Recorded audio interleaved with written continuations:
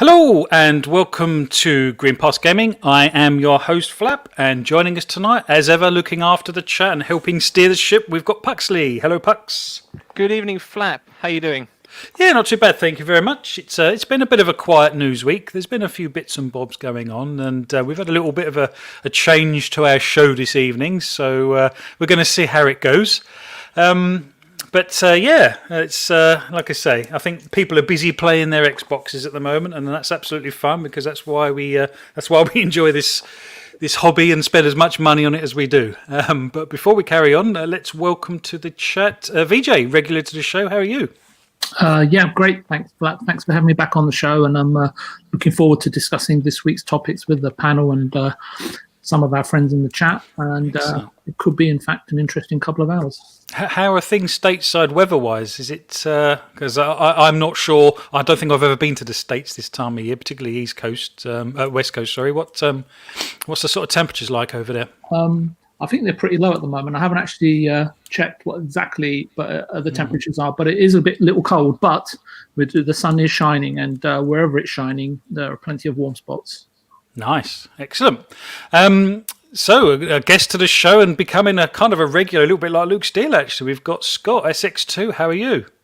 I'm very well, thank you very much, Flap. Thank you very much for having us again. I think experience number 4 now. So yeah, I think I'm right on the tail of Luke at the minute. Obviously, nowhere near VJ exactly. At this point. But, you mentioned early on that you got nervous. Did you find it nerve-wracking still, or are you kind of over that bit?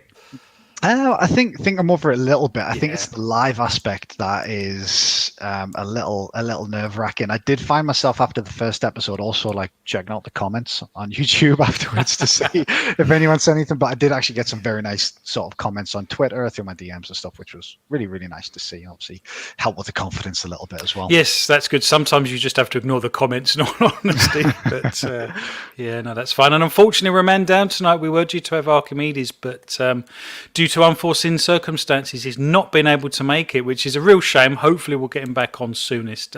Particularly, if nothing else, is the fact that I actually kind of wrote the first topic for him. So what we're going to perhaps try and do is kind of have a discussion around the first topic, but perhaps leaving out the Europe aspect in general. But the first topic of the evening was why does PlayStation dominate in Europe? But I think the question still stands, even if we take Europe out of the equation. And perhaps we'll come to you first, Scott, if that's okay. Why does PlayStation dominate in general, do you think? I mean, I know they've been in the, comparatively speaking to Xbox, they've been in the console market a lot longer. And I know, you know, a lot of the argument is around games, first-party titles, IP and stuff. But if you take that out of the equation, and I appreciate it's quite difficult just to take that out of the equation, but what else is it about Sony and PlayStation that seems to really sort of harness this loyalty that they seem to have? Yeah, it's a really broad question, I think, actually, Flap, isn't it? Because there are so many different aspects that you could really touch on. Obviously, we can talk about games, we can talk about the 360, the PS3, and then obviously the launch of the Xbox One and PS4 and the impact that's had on things. But I think when you break it down, I think a lot of it can come down to just brand recognition. You know, if you look at the two brands, which brand is the most popular, which brand is known worldwide more for gaming, and you'd probably say that's PlayStation. Could be a couple of reasons for that. I did a little bit of research ahead of time. Normally, when we jump on these, I spend a little bit of time earlier on the Sunday doing a little bit of research, and this topic was one that I thought, right, I do need to brush up on my knowledge for this, really, to try and really understand things like, you know, previous generation console sales and things like that. And I forgot just how bloody popular the PlayStation 2 was when I did some research. Obviously, Xbox came in with the original Xbox that I think sold about 25 million consoles or so. While I guess of a similar generation, the PlayStation 2, I believe, sold over 150 million consoles.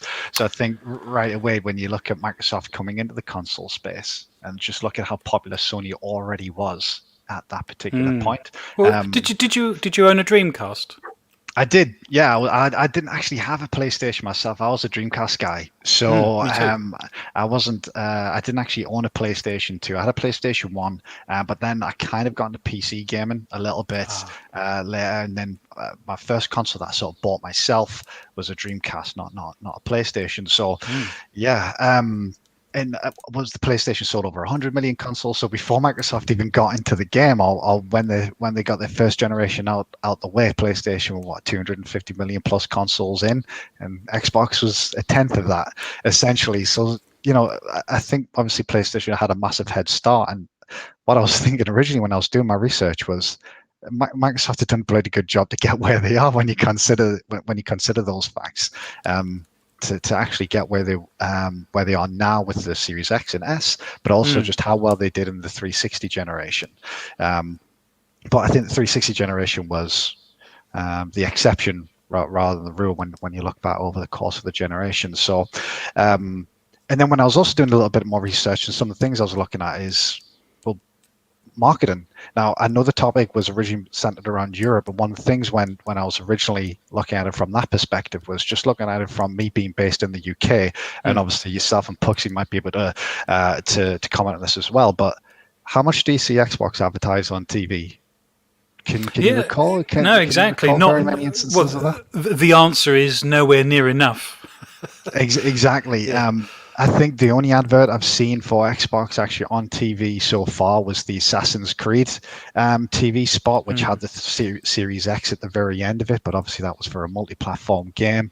Growing up, I watched a hell of a lot of football, and what was one of the things that I watched so much of on Tuesdays and Wednesday nights, the Champions League, and obviously PlayStation have been associated with the Champions League for as long as I can remember.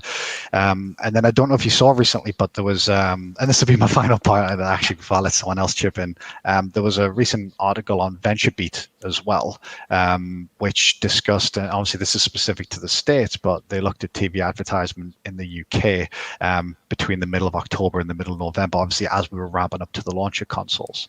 And essentially the report that VentureBeat produced showed that PlayStation sort of dwarfed Microsoft in terms of the number of TV ad impressions. I think they had over 700 million impressions, while Xbox had maybe 250 million impressions, which, based on my own personal experiences of watching TV and combine that with that report, shows me, do Sony just push more? Do Sony market more so they get more eyes on their product? They're getting more people aware of their brand than maybe Xbox do. It's an interesting point, isn't it? Because Microsoft aren't without their own marketing department, and I know perhaps historically their marketing, particularly when it was kind of Windows versus Mac kind of thing. I think Microsoft were always portrayed as the suits, weren't they? The sort of the boring aspect of business and things like that, and certainly the computing scene and stuff. But they do obviously have a marketing team, and to be honest, things like the Xbox fridge and things like that, I thought were absolutely fantastic. So, they do have that capability, but I do completely agree. VJ, we'll come to you next if you don't mind. Did you have a Dreamcast, just out of interest? Many. Oh, you did? Many. Excellent. Well, I mean, taking Scott's point, Sony had the console market to themselves. Obviously, I know Nintendo have always been there, and I'm kind of treating that as the given for this. And I don't think that, and perhaps I'm wrong in this, and perhaps you can correct me, but I certainly don't think Microsoft see Nintendo as a direct competitor. They're obviously in the same market, and perhaps they should, and perhaps I'm wrong, perhaps they do. But I always envisaged that Sony were sort of Microsoft or Xbox's direct competitor, as it were, and that they're the people that they're competing for. But given that, Sony and PlayStation had the market to themselves during the kind of the mid PS2 era, and like Scott says, I think Microsoft actually did quite well coming in to what was kind of the tail end of that generation, and obviously creating the 360. But what else about the Sony brand do you think gets this loyalty out of people? Taking first party games out of the equation, is there anything else that Sony harness to get people's loyalty like this? I think it's a little bit like what SX2 said, that it's a really broad topic, and you could touch on so many different aspects of it. But I guess what we could do is just look at some of the preceding facts from just a high level, maybe. just because given the amount of time we have, we might be here for a week otherwise. So you have to take away sort of, to talk about this, you have to kind of take away the mind's employment, right? When you talk to normal fans, right, of the ingredients such as like faith, attachment, emotion, and sort of future promise, right? Because obviously marketing departments try to infuse that, in whatever way they can to deliver a message to you to sort of tie you in with whatever their purpose is or whatever they're trying to flog you at the end of the day. I think Nintendo. You can go back as little as as many as 3 decades, I should say. Sony over the last 25 years, and both have had sort of varying degrees of success, right? And in terms of what they've delivered, right? I think consistency in regards to sort of like their ethos, their principles, their values, their imagination, creativity. I would say vision, forward planning, sort of even the technologies, right, that they build, right, for our entertainment and engagement, and I think both of those companies have endeavoured, right, to sort of produce IP and immersive experiences. They've been very good at nurturing talent. Studios while sort of being conservative and ruthless. The Japanese companies are very, very sort of ruthless and conservative in the way they approach business, and being able to see out diversity, whether it's internal or external, right? Failures or even unforeseen events and hard times befalling both companies. That kind of, even though that's been going on in the background, they've still been able to live up to, as I was saying, future promise. If you look at Xbox, I don't think that Sony is. Everyone makes Sony out to be Xbox's competitor, but when Xbox entered the industry, everyone was bracing themselves. I remember the tagline at the time was Microsoft can afford to put an Xbox in every single home free of charge. What would Sony do then? Obviously they didn't, but that was the strength and depth of what it meant, Xbox entering into the games industry back then. And I think it's been a problem for Xbox. They've had lots of false starts. And I just think that there's nothing affecting. They just haven't been able to blossom as one would think that they were able to or could do so. I think over the 20 years, they've had that kind of peaks and troughs in terms of internal and commercial performance. And are more in alignment with one of those, those in those hospitals, those sort of electrocardiogram, that green strobing light, going up and down all the time. That's kind of mirrors what Microsoft is about for me. Especially if I'm making a direct sort of comparison to Nintendo and Sony, and both of those public-facing, at least, as I say, have been consistent and stable and have harnessed something that takes an incredible amount of effort and time. And I might add, fundamentally important between themselves and consumers. And I think what that is, Flap, is goodwill and trust. Nintendo and Sony, for the hardcore and the masses, have always been about providing wonder, excitement, and delivering future promise. And that's why when they used to ask me, did I have a Dreamcast? Well, I had any console that showed me that the developers or the platform holder were just purely interested in creating fun entertainment, right?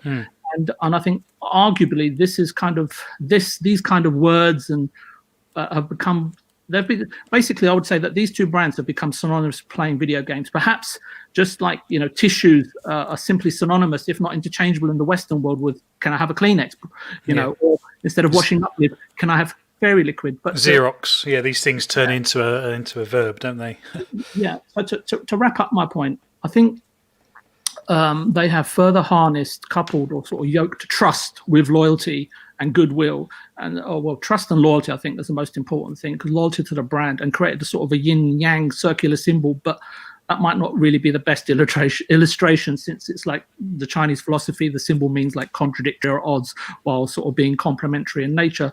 So time is just one key aspect. And as I say, always regarding Sony and Nintendo, regardless of price or power, they can always point to increased quality and quantity of games over the lifespan of their respective hardware systems and generations. Just like SX2 said, right? No, we're actually doing some research. I can't believe I can't remember how popular the PlayStation 2 was, but it was popular because of the games, right? And Xbox hasn't done that as much, right? I know some people will argue in certain quarters, no, they have, but that's subjective, isn't it? Games and your experience with those are all subjective and personal. But I guess the question remains, Flap, and we've discussed this before on the channel: can an inordinate amount of sort of investment from Xbox, which we've kind of seeing right now, delivering sort of varying degrees of content from its 23 studios, 35 teams, or whatever it is, value and accessibility in terms of the hardware system and access to sort of stuff like Game Pass and stuff, those apps, sort of, versus sort of, for me, failing to cultivate loyalty, trust, consistency, talent, and endearment from their public, trump the failures and change the fortunes of Xbox going forward. But I go back to the same thing again. It's time. I simply don't know the answer. These are sort of deep-lying tactical and strategic topics for discussion for an extended period of time outside the realms of a simple podcast. Perhaps, you can invite us over to one weekend over to your 250-foot-long yacht right in the Bahamas over a few pina coladas. So. Well, do you think it's fair to say that Sony were actually quite lucky when they first entered the market, because they were kind of up against quite a weak Sega? And they really pounced and capitalised on a relatively weak Sega. And by weak, I mean obviously Saturn, coming off the back of a very confusing end to the Genesis Mega Drive era, as in sort of the CD and the Mega 32 and all kinds of weird and wonderful creations that were coming along. And I think Sega, is probably a very weak Sega, and it seems like Sony actually cut their teeth during that time. And it just seems like Microsoft are constantly playing catch up, because Microsoft, they were never afforded that luxury of having a weak competitor, because Sony had already cut their teeth by then and knew exactly what they were doing and how to do it. And they'd already taken down one giant. And if we're talking sort of David and Goliath, Sony had already beaten that particular giant. But also. They never managed to beat Nintendo, have they? But this is the thing, because I think both Sony and Microsoft are very clever, because they think Nintendo are untouchable to a certain degree. I think I think the best either of them can hope for is to eat into their market a little bit, but I don't think they'd ever take Nintendo on, fight for fight. In the ring, as it were. I don't think they'd ever consider Nintendo their main competitor, perhaps, and perhaps that's why they like this symbiosis of the Xbox versus PlayStation thing. It just works better. I can tell you, there was a time for me when Sony reminded me a little bit of Microsoft when they were up against Nintendo. They went for a completely different segment of the industry, and obviously partly because of Nintendo sort of put them on the sideline by not moving forward with the specific aspects of business they were potentially involved with. And I think that there was a time when I was looking at Nintendo and looking at their first party titles and thinking, when is Sony ever going to get there? And I would say it's taken them nearly 20 years to do so. But again, it's about the consistency and about the ethos, regardless of the leadership change. And I think that, again, it all comes down to time for Microsoft. And obviously, as I said, the amount of money they're prepared to invest to sort of potentially, buy time, but we'll have to wait and see. Well, that's the thing. Yeah, I mean, they can potentially buy catching up, can't they? I guess because technically they, you could consider them behind, particularly in the first party IP side of things, and obviously the Bethesda acquisition kind of shortcuts that a little bit, doesn't it? I guess to a certain degree. Puxley, what's your take? I mean, do you think it comes down to more than just sort of the console thing? Do you think people have more affinity with the Sony brand than they do Microsoft? Because obviously, you can get Sony consumer items like TVs and radios and, all kinds of things. You don't get a Microsoft TV or anything, do you? So do you think there's just an affinity more to the brand of Sony itself, or do you think there's more to it? I think there could be a bit of both, because I think on the first instance, yes, I think there are, a lot of people out there that have, I don't want to say being loyal to, but maybe they've been exposed to the PlayStation brand a lot longer, and you kind of what is what you stick with. But the other side of the coin, I like to think myself am not a bad example, because I didn't grow up with a Dreamcast. My sister had a Dreamcast of all things, but I had a PlayStation 1, PlayStation 2, and then really wanted the PlayStation 3. And certain life events occurred during that time, and then I ended up with an Xbox 360 before the PS3 was even released, because it was a 6-month window, wasn't it, until that was released. And then that's what introduced me to Xbox, and I think it was one of the best platforms that's ever been created in recent years. So I think it's probably definitely a bit of that. But what about the 360 makes you say that? If anything, I was thinking about this as SX2 and VJ were speaking, actually. I at least from my perspective, I think Microsoft really helped to kickstart the online multiplayer kind of universe, if you will. Like, I know as early as the Dreamcast there was multiplayer functionality, but it wasn't exactly open to everyone and easy to set up, because you had to have like an extra modem for the thing, if I remember correctly, and other accounts and stuff set up for it. I know the PS2 had some multiplayer stuff, but if you had the PS2 Fat, for example, you needed to get an extra expensive add-on for that, and people's internet wasn't up to scratch. But I think around the 360 era is when, I think broadband was becoming more widely available and more accessible in homes. And at least for me, especially compared to my time that I have spent on the PlayStation 3, whether it's around a friend or another family member, there's just been something about the Xbox Live ecosystem which I think has really really helped boost what online multiplayer for a console could be.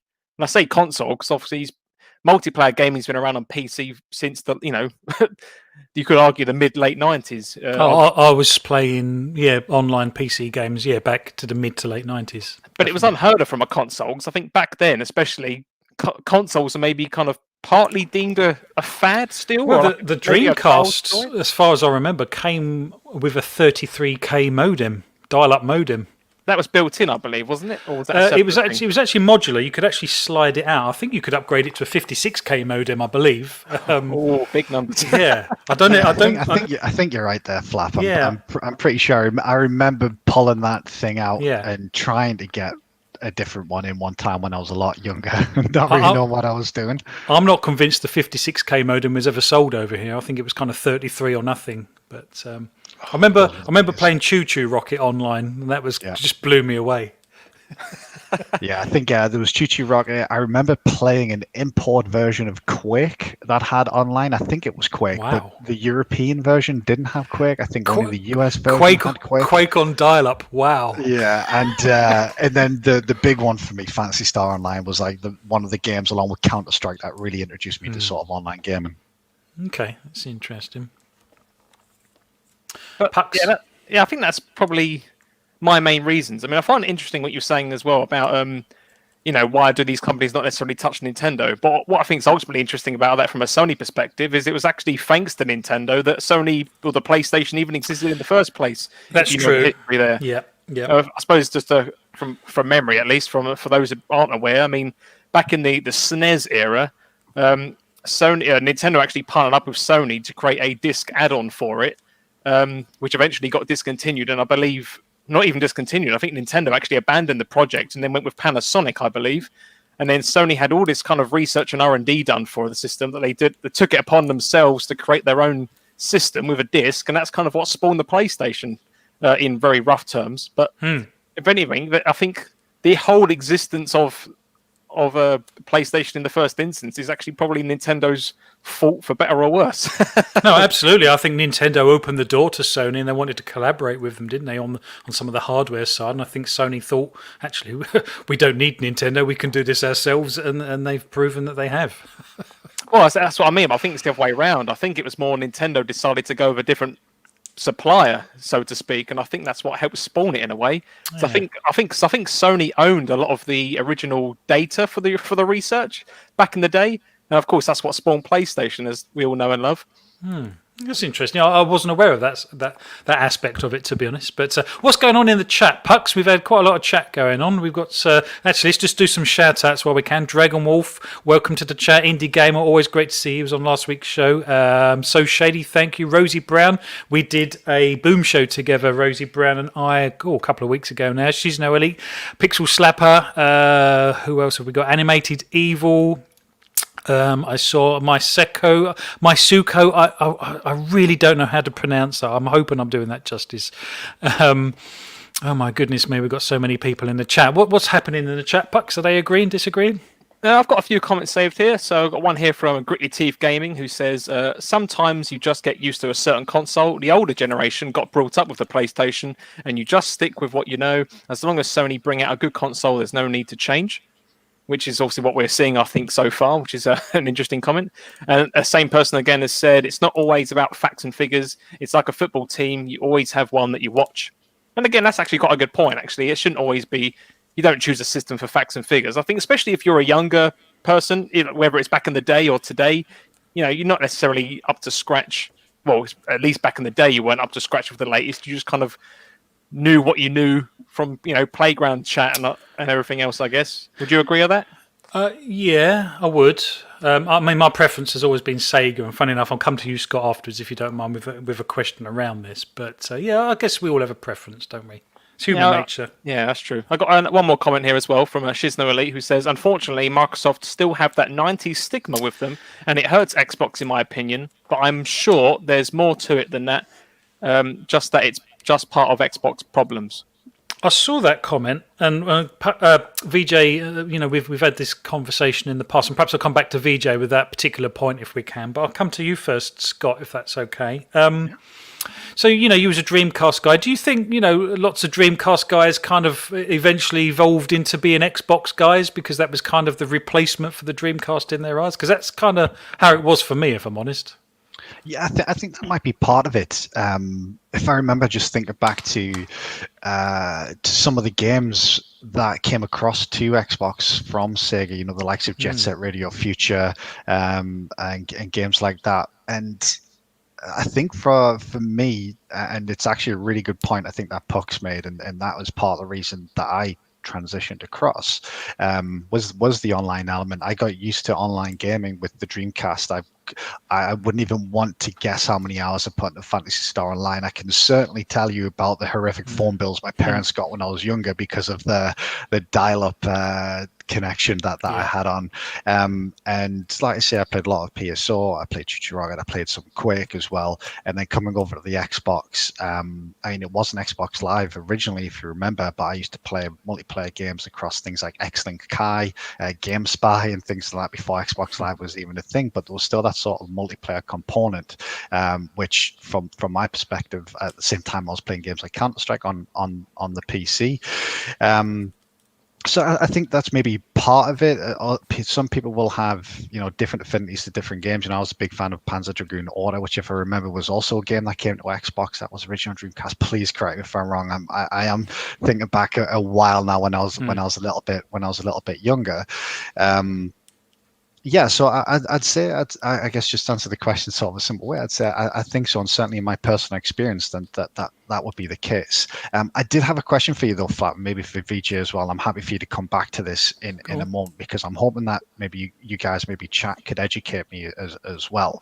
Now, at the time that the PlayStation was originally released, I was, I think, about 5 or 6, if I remember correctly, and obviously the Nintendo had huge success with both the NES and SNES, and then coming into the 64 era, which was kind of up against the PlayStation around the same generation.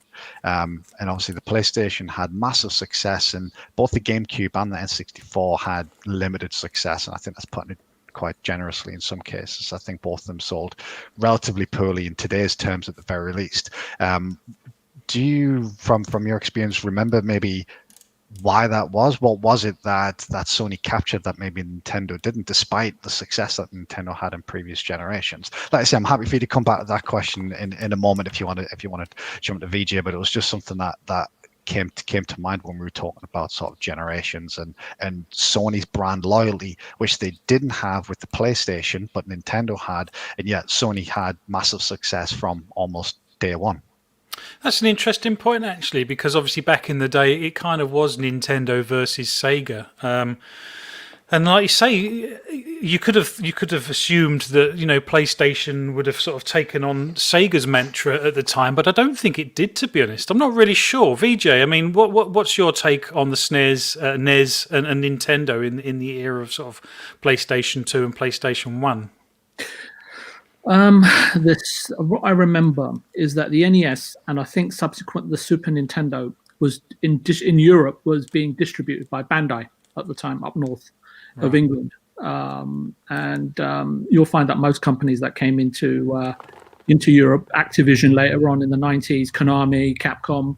Well, actually, I don't know if Capcom did come into that. Acclaim, they all had their headquarters pretty much based in the UK.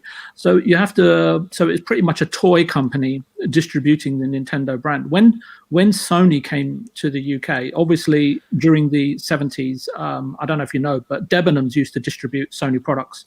In the UK, and in 94, but I think the build up 92, 93, 94, before the PlayStation was actually launched, Sony Columbia TriStar, the movie division, actually were handled Sony video game distribution for the Mega Drive, because they were developing content for other formats back then and distributing content for formats.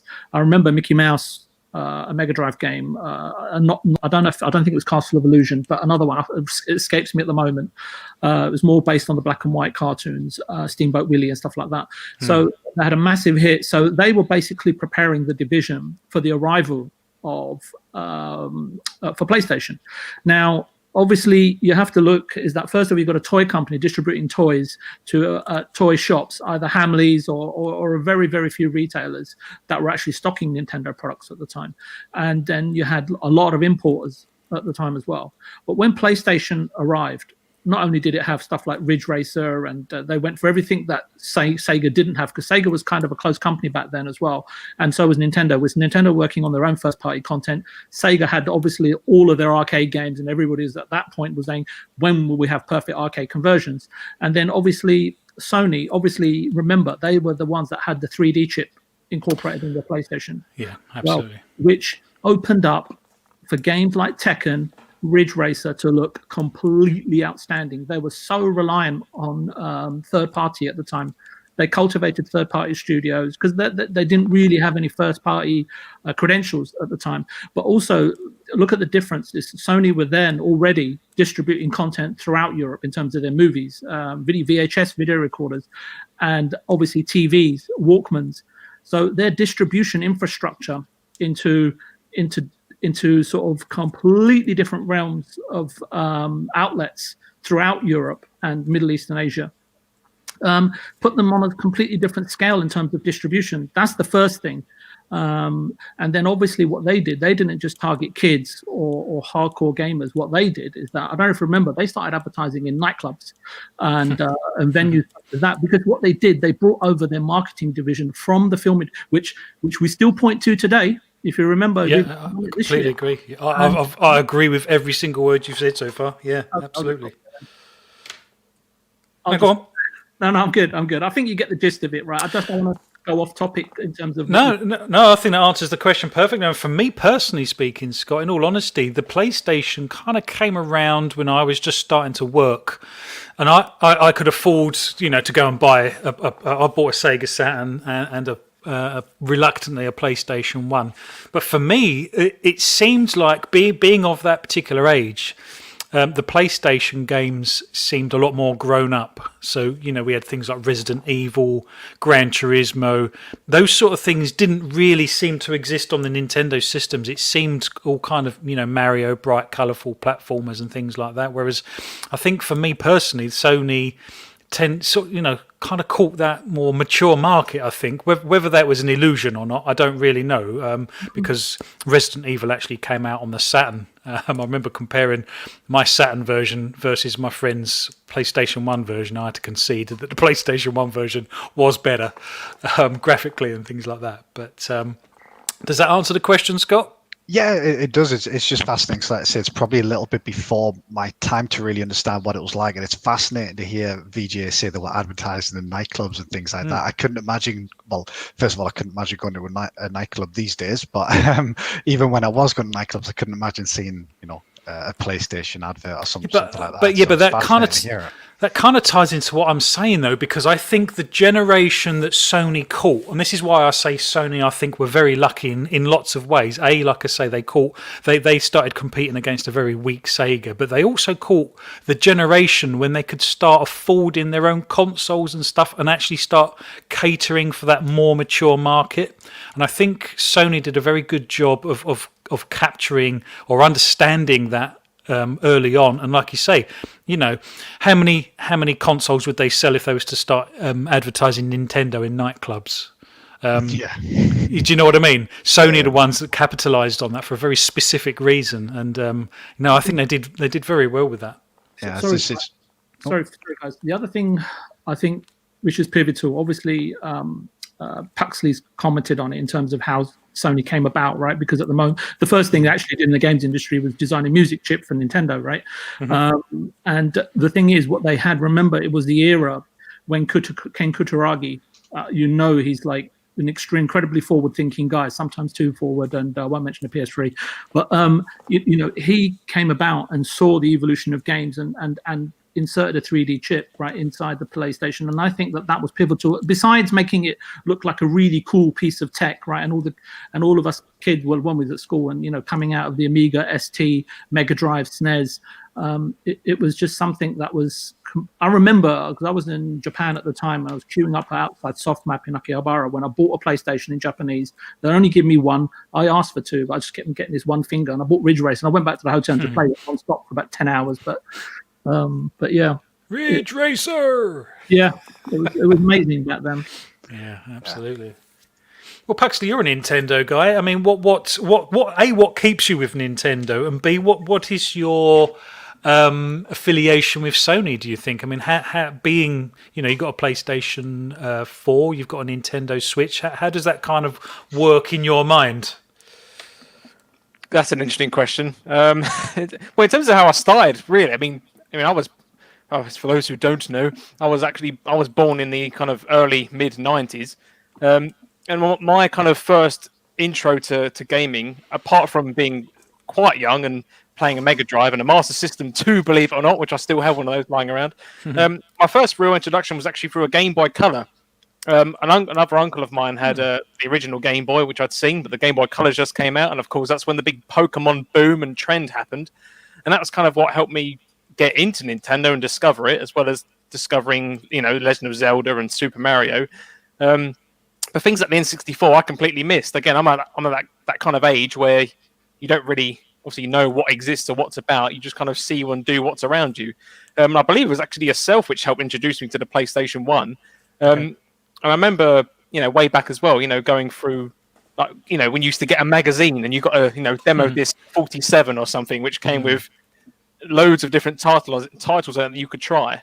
I think it was a mixture of the Nintendo side of things. I've just always loved what they've done. I think the kind of experiences, even back then, the kind of experiences that they would always develop and get you to play, I don't feel that anyone is quite replicated that same feeling. And again, someone like Mario, given that it's now been obviously 30 odd years since, it's such an icon now. You don't even have to be a gamer to know who Super Mario is, if that makes sense. But in terms of that transition into PlayStation, because again, I completely missed out on the N64 era of stuff. The only exposure I had to N64 was when I had to go with my parents because my sister had a hospital trip and they would play Mario Kart 64. That was kind of my exposure to Mario Kart and that kind of genre. And that's kind of what helped build up this love for that even more. But it wasn't until I saw the PlayStation, obviously liking those platformers and then seeing what you could do in 3D with these games, I thought it was, mind-blowing, especially when you're like a young kid. And that's when I got introduced to the likes of Crash Bandicoot and Spyro the Dragon and, Crash Team Racing, because it was the Mario Kart you didn't have on the PlayStation and all this other stuff. So I think it's kind of an amalgamation of all those kind of weird and wonderful childhood experiences, which kind of helped bring me onto that side. Yeah.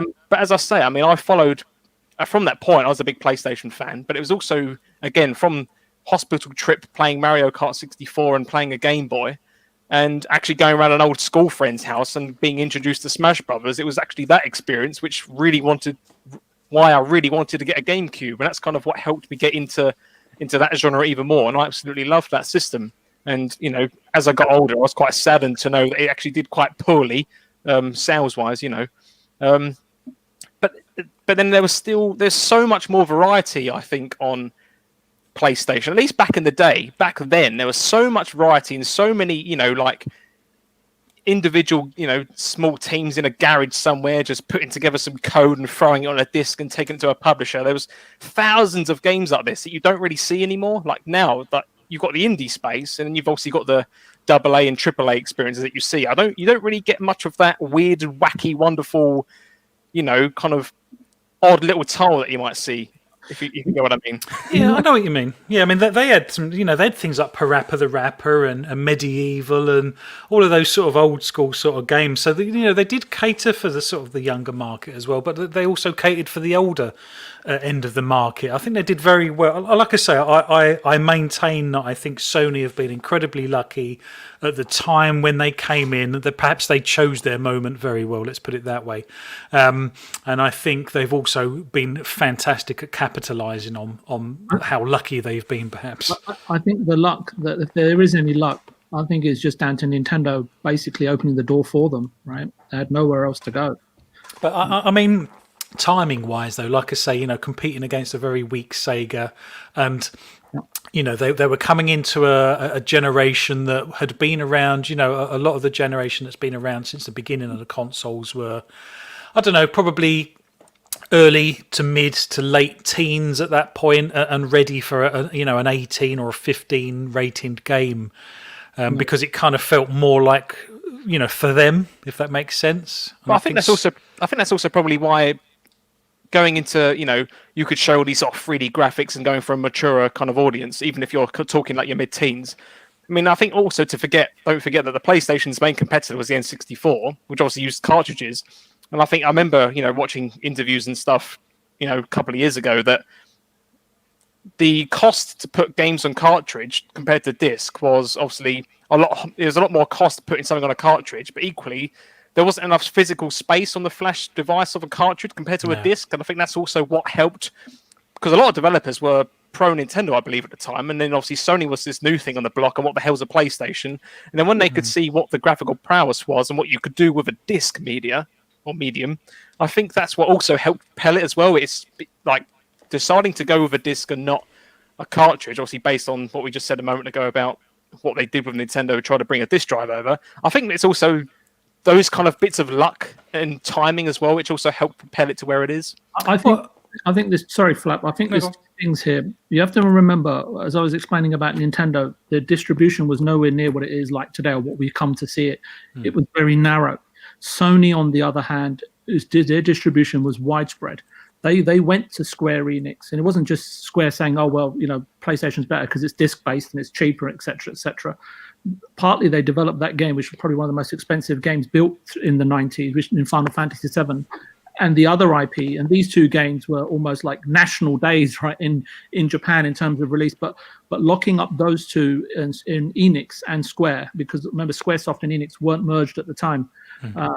Though locking up those two IPs immediately locked off Nintendo, but they were able to survive on their own IPs. Sega didn't learn from Sony, as I can remember. Their marketing was still very sort of linear and tribal, and they still heavily relied on their arcade games. Now, don't get me wrong. They were also there was a lot of internal arguments between Sega Japan, Sega America as well. They were almost competing with themselves, wasn't they, towards the end?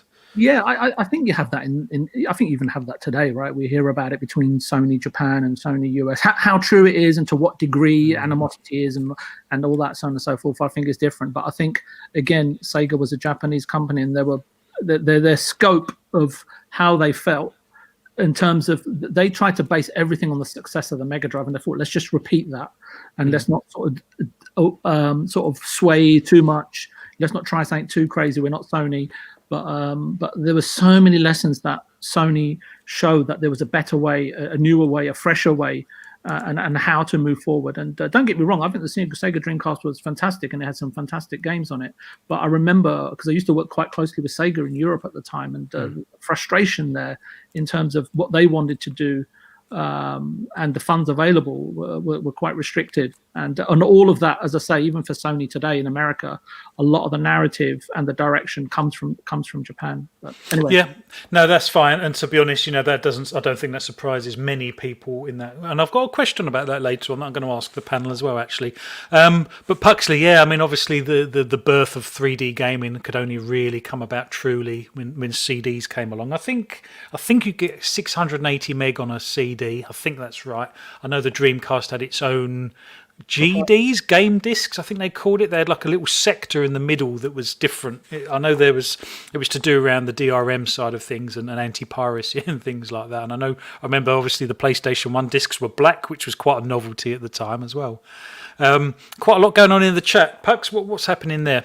Yeah, I've got a number of things here. So, comment here from Princess Zelda, who says, dedication also arises from the experience a console gives you and its performance. I'm glad I don't have to blow on a cartridge anymore and pray it works. Well, funny enough, I fired up my Genesis stroke Mega Drive a couple of weeks ago, and I've literally last night ordered the equipment for me to be able to do some recording of game footage and stuff on my PC with all my old consoles, because I've got everything from blooming Mega Drive, Saturn, Dreamcast, PlayStation 1, 2, 3. I don't have a 4, but I don't need a 4. Everyone else has got a 4, it seems. But so you're really looking forward to that. But when I first plugged in my Sonic, my original Sonic that came with my Mega Drive, it didn't work. I was thinking, oh no. But I had to pull the cartridge out ever so slightly because obviously the contacts have corroded. Then it started working. But so you have to blow into like a harmonica a number of times. I didn't know. I kind of did the modern equivalent. I kind of thought about it, thinking, right, this is actually slightly corroded, but perhaps it just needs to clean. Shizuo Elite's come in, by the way, and said it was a GD disc, a gigabit disc. Yeah. Oh, is that what it? I've always assumed it stood for a game disc, but yeah, when you looked at it, it's got a strange sector in the middle that most CDs don't have. Very peculiar, but So, sorry, Vijay, was you going to say something then? Or? Yeah, the other reason people obviously, you have to also think about PlayStation 1, Dreamcast to a degree, but PlayStation 2 definitely, piracy was rife. And even in the midst of piracy, it sold so many units. And I actually think it's because of piracy, partly as to why it sold so many units back in the day. But, absolutely. You know what, Microsoft? I know someone that used to work on on the Windows team at Microsoft, and I was talking to them once about piracy and about how Windows is always being pirated and stuff. And he kind of looked at me with a wry smile. He said, "Do you think Microsoft care?" I said, "Of course they care. They're not making money." He said, "Yeah, but all the time you've pirated a Microsoft system, you're not using someone else's." It's like, oh, that's quite a good point. Yep, 1, 2, 3. I forgot the other one though. They were the ones that Windows came along and just completely took out of the market. Exactly that. Yeah. Flooding the market. But yeah, interesting. Pucks. Yeah, more comments here. One from Dragon Wolf. Again, some of these are going back a little bit now. So we've got one here that says, "What is this dev mode thing that people are running emulators on? Will Microsoft put a stop to it?" Yeah, so I think this is an interesting bit of a tidbit knowledge not many people know about. So go on, you run with it then. Okay, so I think earlier on in the Xbox One life cycle, I mean, usually when you develop a game, you have to pay whoever the platform holder is hundreds, if not a few $1,000s or pounds for a dev kit to obviously be able to run your game on, run unsigned code on. But no, Microsoft did a clever move, I think, in the early times of the Xbox One, where you could pay a small fee of up to, I think, $50 at the time. I think it's lower than that now. But you can actually turn your original Xbox One, and now with the Series S and X, into dev kits themselves. And obviously this enables developers to run and test their games without having to fork out thousands and hundreds or thousands for a dedicated kit. So that's kind of the magic there. And I think this particular YouTube, I think it's called Modern Vintage Gamer YouTube channel, who posted a video on this. Obviously, the idea of running unsigned code, somebody ran in an emulation package called RetroArch, which has a load of emulators on it. And of course, if you can somehow, through the power of the internet, get a load of ROMs and other files, you can play these games on the system. And I think that's kind of what all the buzz is about. And no, I don't think they can stop it, because there's nothing inherently illegal about the emulation kit itself. It's obviously access to the ROMs, which... You know what? That's exactly it. I mean, there's nothing to stop you looking up game emulation in your Google browser right now. There's nothing to stop you doing that. And to be honest, a lot of these programs are free and they're not technically illegal. Like you say, it's actually the game ROMs, as they call them, that are the illegal part, because they're obviously IP, someone's IP, and there's copyright laws and stuff against those. So they are a little harder to find, although you don't have to look too hard before you find a website that's hosting loads of them. I think the grey market there, though, is that you are allowed to have the file if you have the disc. If you legally own a copy, you can, by some legal right or whatever else, you can have the file. But yeah, I don't know how these companies will take to that too much. But that's basically what that is. I hope I answered that relatively well. In terms of the Series X, you mentioned there, yeah. Yeah, so that same dev mode system is existent on Series S and X as well. So if you have either of those kits and you're interested in trying to develop some games in the Unreal or Unity engine, for example, you can pay your $20, I think it is, to Microsoft. I think that's a one-off license as well. Mm-hmm. Yep. And then you can you can run code on the system, and well, you can basically run things like Luigi's Mansion and Nintendo titles and all sorts of stuff on it. And the irony is, you're actually going to be able to play PlayStation 1 and 2 games on the Xbox Series X and S before PlayStation 5 can. Yeah. through questionable emulation. But yeah, you literally can. Yeah. Well, that's all PlayStation 5's going to do. It can only do emulation, as far as I'm aware. No, exactly. So. More comments if you're happy. Yeah. So one here from Pixel Slapper who says the PS2 was a cheap DVD player and that gave them the edge, which I think is a very good point. Fantastic point. Well, certainly PlayStation 2. I mean, they'd already made their mark, and I think the Dreamcast was a fantastic machine. I've still got mine under the telly and love it to bits. But yeah, that the Blu-ray, the DVD drive and the blue LED on the front were big selling points. And I know that seems like such a stupid little thing as a selling point, but no one had really seen a blue LED back in those days. So for a mainstream games console to not only have a DVD player, but also a blue LED on the front was like, beyond cool. And and that kind of goes on to the next comment here from So Shady, who says that the first DVD that they watched was on a PlayStation 2 that their grandparents owned just for the DVD drive. Oh, you know what? The first DVD I watched was Godzilla, actually. On a PlayStation 2? Oh, no, it was on my PC. This was pre-PlayStation 2, I believe. I think it was on my... Yeah, it was on a PC. I remember buying a dedicated DVD drive for my PC, and it had Dolby Digital, which was a big deal back in the day as well. Very big deal, yeah. I've got some more here. So one from Shizno Elite who says that the PS1 was a better 3D machine. Definitely Saturn was built better. I didn't have to turn it upside down to play it. Yeah, Saturn was still built on the original sort of sprites basis that they kind of built the Mega Drive on. It was a leap forward, and it could do 3D, but it was still... I think there was a dedicated chip still just for sprites in the Saturn, whereas I don't think the PlayStation had that. And there's when I compared my Resident Evil PlayStation 1 versus Saturn, the PlayStation version was definitely better, without a doubt. Sorry, a few more here. So Shady again, who said, my fondest memories of a PlayStation console are all the third-party games. Their first party has never done anything for me, really. Wow.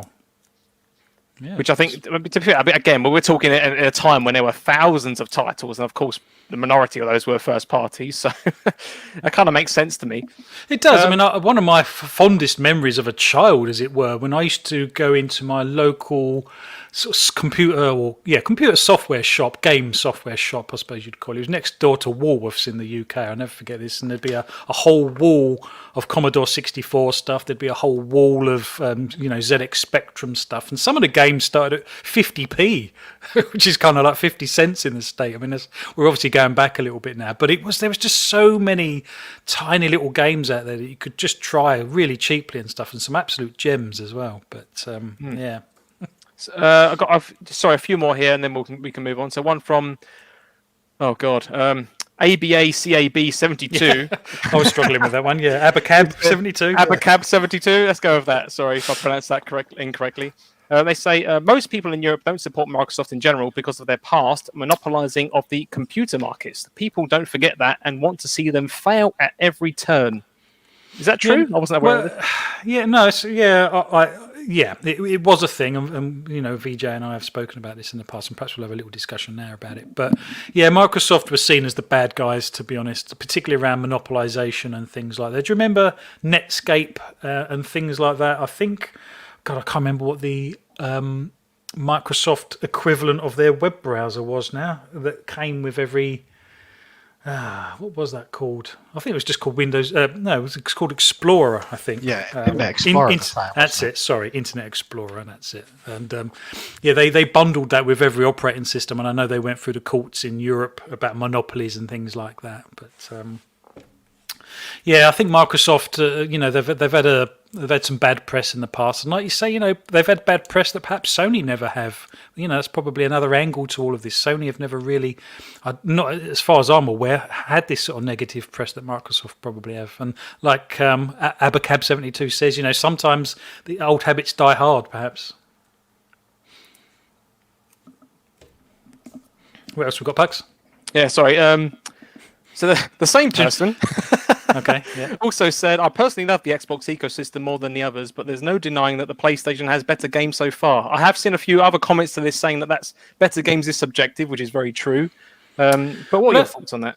Well, that's why I wanted to take the first-party games out of this, and I know it may seem a little unfair because I know that is a large part of why people have a preference of one system over another, and it is a huge element just to take out of the equation instantly. But I just wanted to have a look and delve in to see if there was anything else, because games come and go. Microsoft do have old IP, and fun enough, me and you were on Boom's show this week, actually, wasn't it? It was on Tuesday, and we were talking about some of the old retro IPs that Microsoft have and could and should dust off. So it's not that they don't have the IPs; they don't seem to be very good at utilising those IPs. But the games are there. I just wondered if there was something else that Sony were doing, the magic touch that they had that perhaps Microsoft need to focus on as well. But I think a lot of it's historical, and like I say, I still maintain I think Sony came along at the perfect time. Well, I suppose just to add to that, I mean, I don't want to go on to what we probably talked about last week as well, but I've also seen a number of murmurings on Twitter about this as well, that, Microsoft are sitting on a load of older IPs that they own and have, which they could very well leverage on. I think, that it's been so long now that I think now is the time for Microsoft to start probably leveraging older IPs, as well as all of these number of kind of new secret projects we keep hearing rumors about as well. So, well, I never played Blinks, so Blinks is completely new to me. So if they were to go and go and create a new Blinks game, or remaster it or whatever, or recreate it, that would be new to me. So yeah, it would be silly not to. I think it's interesting that title comes up a lot. I think it's because it's kind of bearing in mind that was for the original Xbox, and it actually had a sequel, Blinks 2, as well, and that was kind of its kind of Mario Crash equivalent, if you get what I mean. And it kind of got born and died a death on the same system, unfortunately. And I think it was, I don't know. I think Microsoft, at least in Xbox for me, has been very much a shooter platformer, like whether it's first or third person or otherwise. I kind of see it as the we've talked about this before, so I won't go too in depth into it. But the multiplayer machine where you're playing online, with your friends, shooting enemy team, that kind of game. Whereas the other platforms, I think, are maybe a bit more diverse. I would maybe argue to a degree that you've got your platformers and other like races and that kind of thing. But of course, we have got Forza.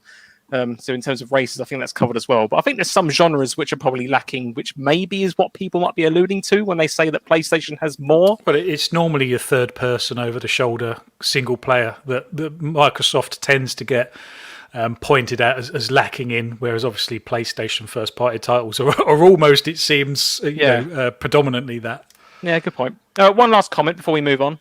I think everyone will like this as well. So Shizno Elite, who says, the Dreamcast was probably the most fun console launch I can remember. There were so many great games on that system.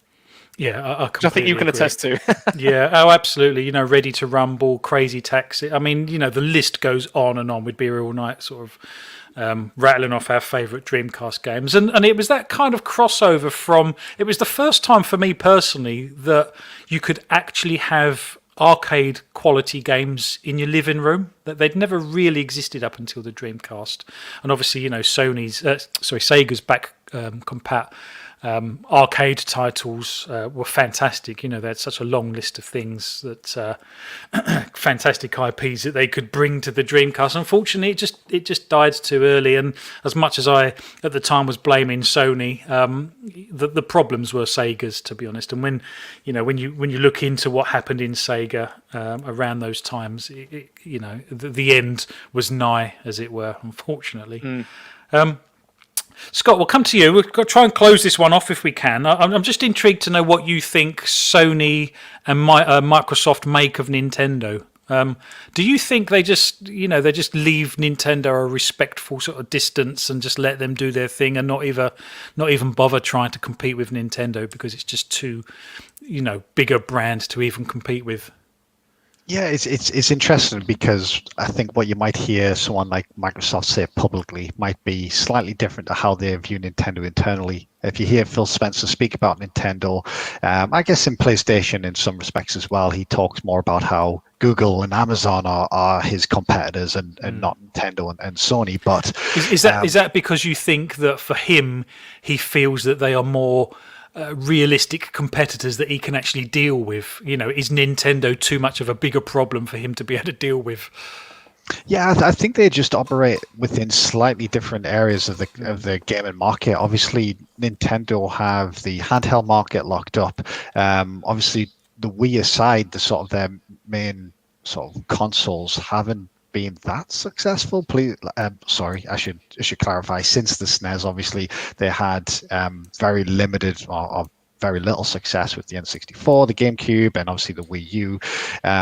So I think they're just competing in slightly different spaces, but they probably look at Sony in a similar way now. You know, they're and I know we've been over this sort of numerous times, but Microsoft have always talked about the 2 to 3 billion gamers that they've got, and how the console market only represents, 250 million people within that particular market, and that's why they view Amazon and Google as the main competitors, because those are the ones that are going to help, or they'll be competing with to get those other 1.8 billion people, or however many it is. So that's a really interesting point, though, because obviously Nintendo exists in exactly the same game space as Xbox should, but like you say, perhaps they just don't see Nintendo as that competitor that perhaps they should. Like you say, perhaps their sights are elsewhere. It's an interesting point. But if they do, is it a fight that's worth having? Is it a fight that they're ever going to win? Nintendo have got this special place in the industry with their quality of games and their first party that no one can really compete with. So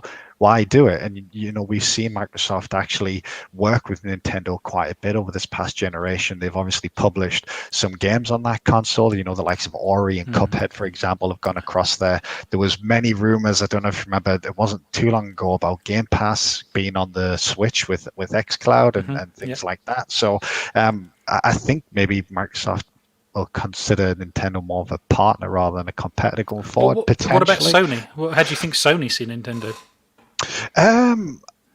Well, Sony obviously see that, or at least saw them as a competitor when they first released the PlayStation, but also when you consider in the handheld space, Sony is one of the only people to actually try to compete with Nintendo from a handheld perspective. I remember getting my PSP imported from Japan when that first came out. I imported my Nintendo OG one DS as well. Yeah, the original one. And I remember playing Ridge Racer on that thing, and I remember I think it was Lumines, which those games blew me away because I couldn't believe how good these bloody things looked on the handheld.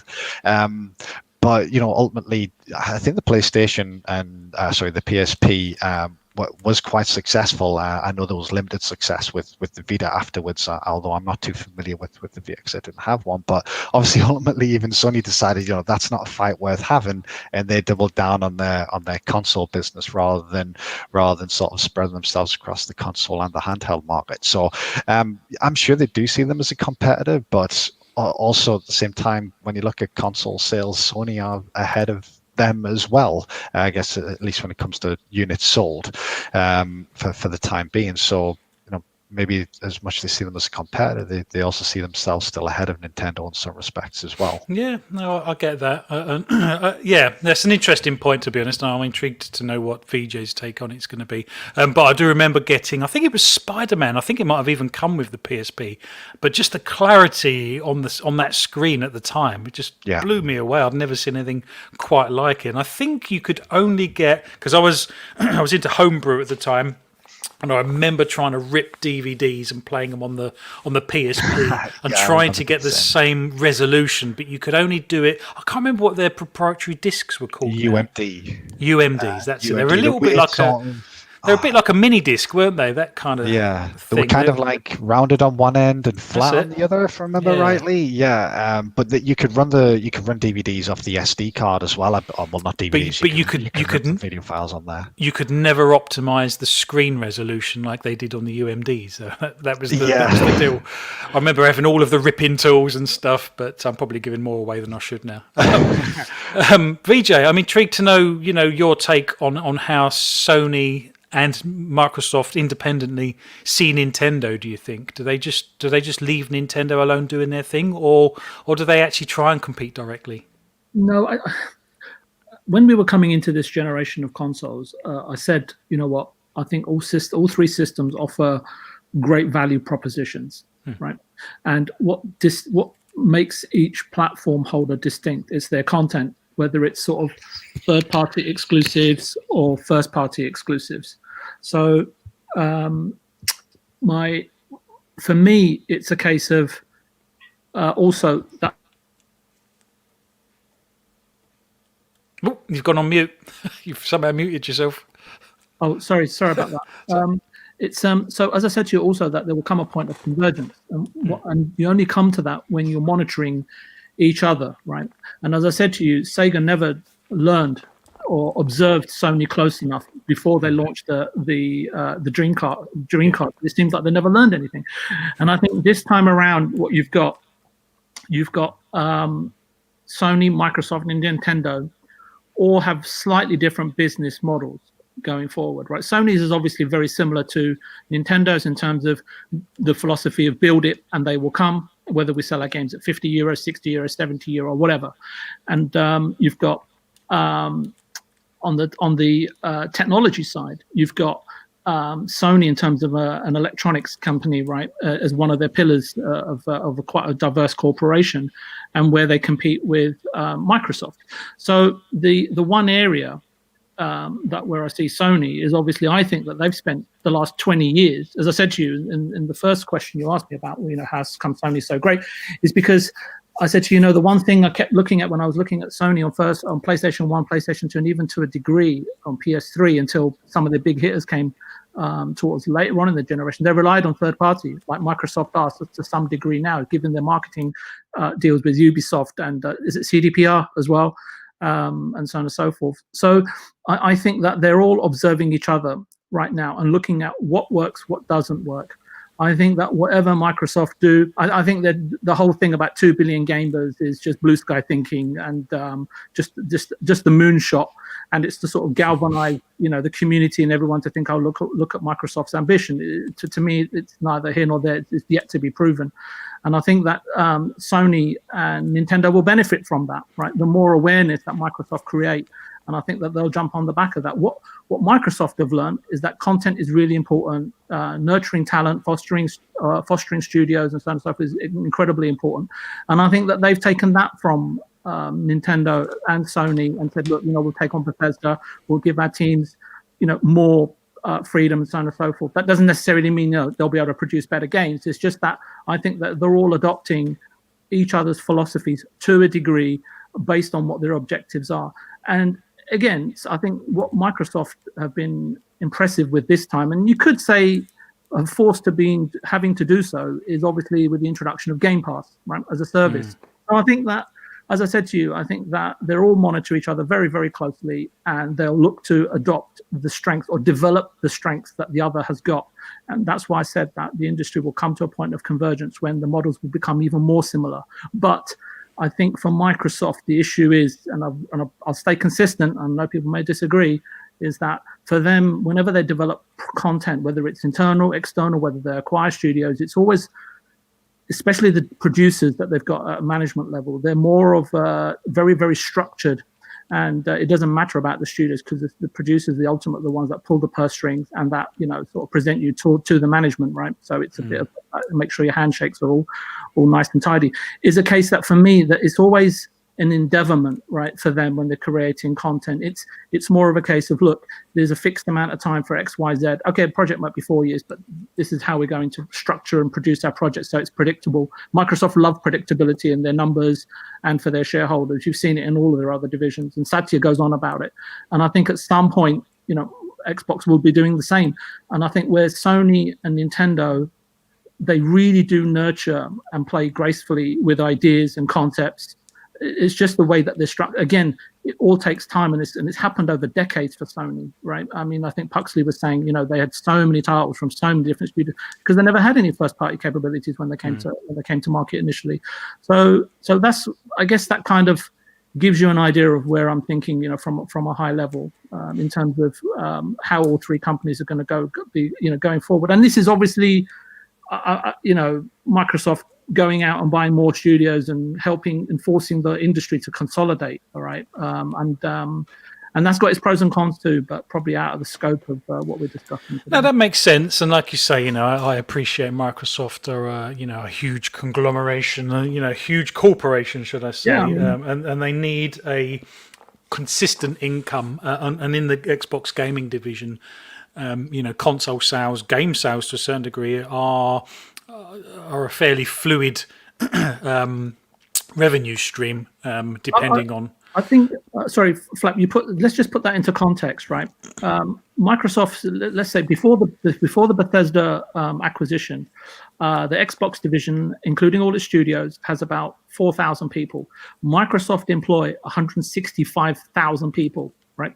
And they've invested more money in their Microsoft Mobile and with the acquisition of Nokia, that I think to date than they have done in what maybe equivalent to what they've done in the Xbox division. So it gives you an idea of the strength and depth that Microsoft have. I think it's just philosophies there that needs to change. And I think that there's a lot of old school people there at higher management from Midway Games and from other really, really old sort of archaic and sort of old philosophies there that I just wonder when will Phil make those changes, right? When will he be more ruthless creative? When will he realize that there is definitely a lot of work to be done, right, in order to take the company forward in terms of what his vision really is? Yeah, no, I completely agree. And again, I'll come back to PlayStation and Sony coming, mainstream console gaming when they did, to be honest, because like you say, they might not have had a first party, they might not have had the capability of the first party, but at that point, their door is open. Come to us, impress us with what you've got. We'll consider anything, and that's possibly where a lot of the creativity and things like that came in. The trouble with Microsoft is because, particularly with the OG Xbox coming towards the tail end of the PlayStation 2 era, where Sony were pretty well established, they'd got some IPs under their belt and stuff, and all of a sudden, unfortunately, and particularly Microsoft in those days, they need to deliver out of the box straight away. And I'm hoping personally that Game Pass is the key for Microsoft to actually ease off slightly and relax slightly and allow some creativity in the gaming in their first party titles, hopefully without the absolute pressure that every title must be the absolute best version and sell millions upon millions and stuff, and compete against Sony, who just have the advantage in terms of being in the game longer, unfortunately, and more established IPs and things. Puxley, let's come to you. I mean, it seems to me with Game Pass, and I know, Game Pass is a topic that's been done on every single show a hell of a lot. But it seems to me personally that Game Pass is the one thing that could potentially put Microsoft back in the lead in terms of perhaps innovation and things like that. Perhaps since the consoles, perhaps since the OG Xbox and the 360, where it was the first sort of real console that you could play games online properly, and kind of bolstered their ecosystem. It feels like to me Game Pass puts Microsoft back in the lead to a certain degree in this kind of innovation. It's obviously an important thing going forwards. Sony need to respond. Do you think Sony are going to come out and just emulate what Microsoft have done with Game Pass, or do you think they're going to try and take back the lead somehow themselves? Yeah, I've seen some murmurings about this and how, I think Jim Ryan's changed his stance since an initial comment in September saying that subscription model doesn't work for them, to them now saying that we've got nothing to announce at this time. Maybe next year we'll announce something kind of comment. I find it very hard to believe they're not looking at this and thinking, maybe we were wrong. Maybe we were too quick to judge this model, and then maybe maybe there's something in this. And they have the PlayStation Now platform, which arguably I think is being a bit underutilized, primarily because of the fact it's a separate subscription of £9 a month, which, put that on top of your £50 a month £50 a year, PlayStation Plus subscription. It all adds up, right? I don't think many people are that bothered about streaming older titles when you can play your new ones. But I think they've definitely got a platform there to leverage. You say that. I mean, I'm playing. Just out of interest, a few comments of ours. This is Alice the Madness Returns, and this is currently on Game Pass as part of EA Play. So if you're interested in playing this, it's a brilliant game. It's 9 years old, believe it or not. It's a fantastic game. But case in point, Pucks, I'm playing this. I'm having an absolute blast. So that playing older games, there is a market for it out there. Yeah, definitely. But Game Pass, it's all under one subscription banner. Like, this pays for your Xbox Gold, which does all the current gen stuff and whatever you want to play online now. Obviously covers all your library, which has all of this older stuff and the newer stuff to come. Whereas on the PlayStation side, they're separate subscription models. You've got, £50 a year for your PlayStation Plus, which comes with your equivalent of, Games of Gold every month, 2 titles, whatever it's called.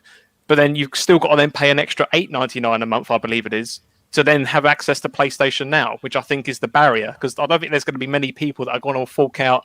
That's a lot of money. It adds up to a lot of money over the course of the years that you're probably going to be playing your PlayStation, right? On top of your $70 games if you got a PS5.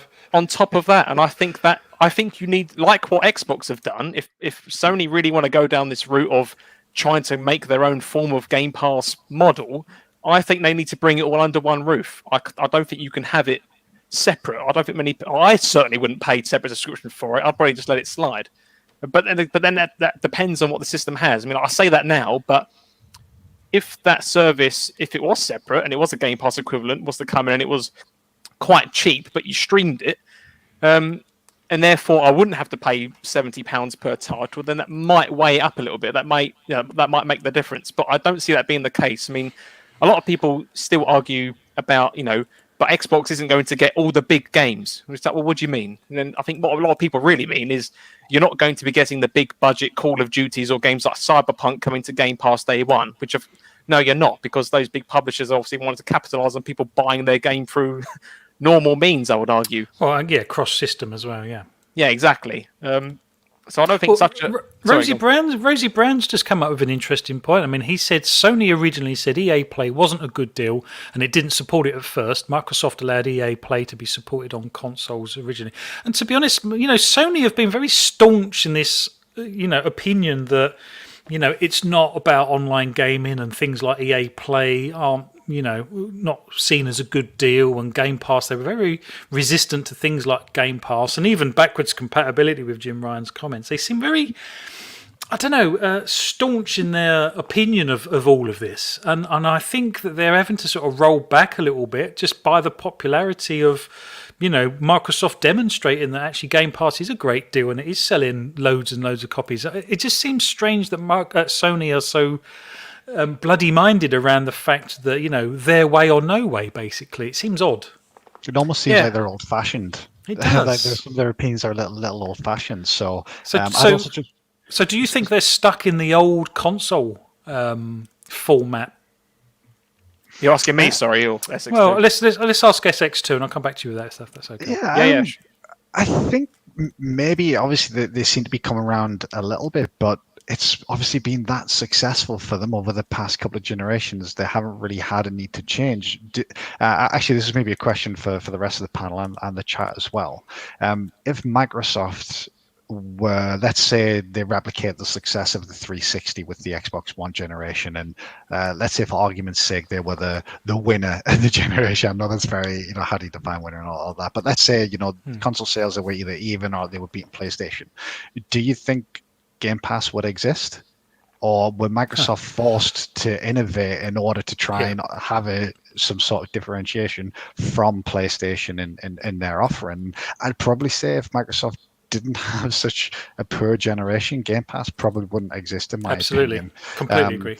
But you've seen with PlayStation now that Sony are still looking to get into that space. Obviously, they changed PlayStation Now to not just only be a streaming service, but that you can download games now, which they didn't originally offer. What I would say, just to go on a point that Pucks mentioned earlier, is having used both.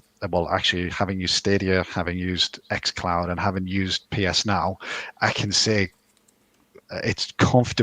PS Now is comfortably the poorest experience of all three of those, at least in my experience as well. So maybe there's that factor, but obviously it was primarily a streaming service originally, while Game Pass wasn't. So there were kind of two different services, and I would still argue they are two slightly different services at the moment as well. Yeah, I agree. And, we have seen complacency from Sony, particularly around the PlayStation 3, beginning of the PlayStation 3 generation. So complacency is a thing that can exist in all of the platform holders, but Sony have demonstrated it before in the past, as have Microsoft with the beginning of the Xbox One era, in all honesty. And it just seems they're being stubborn again on this one.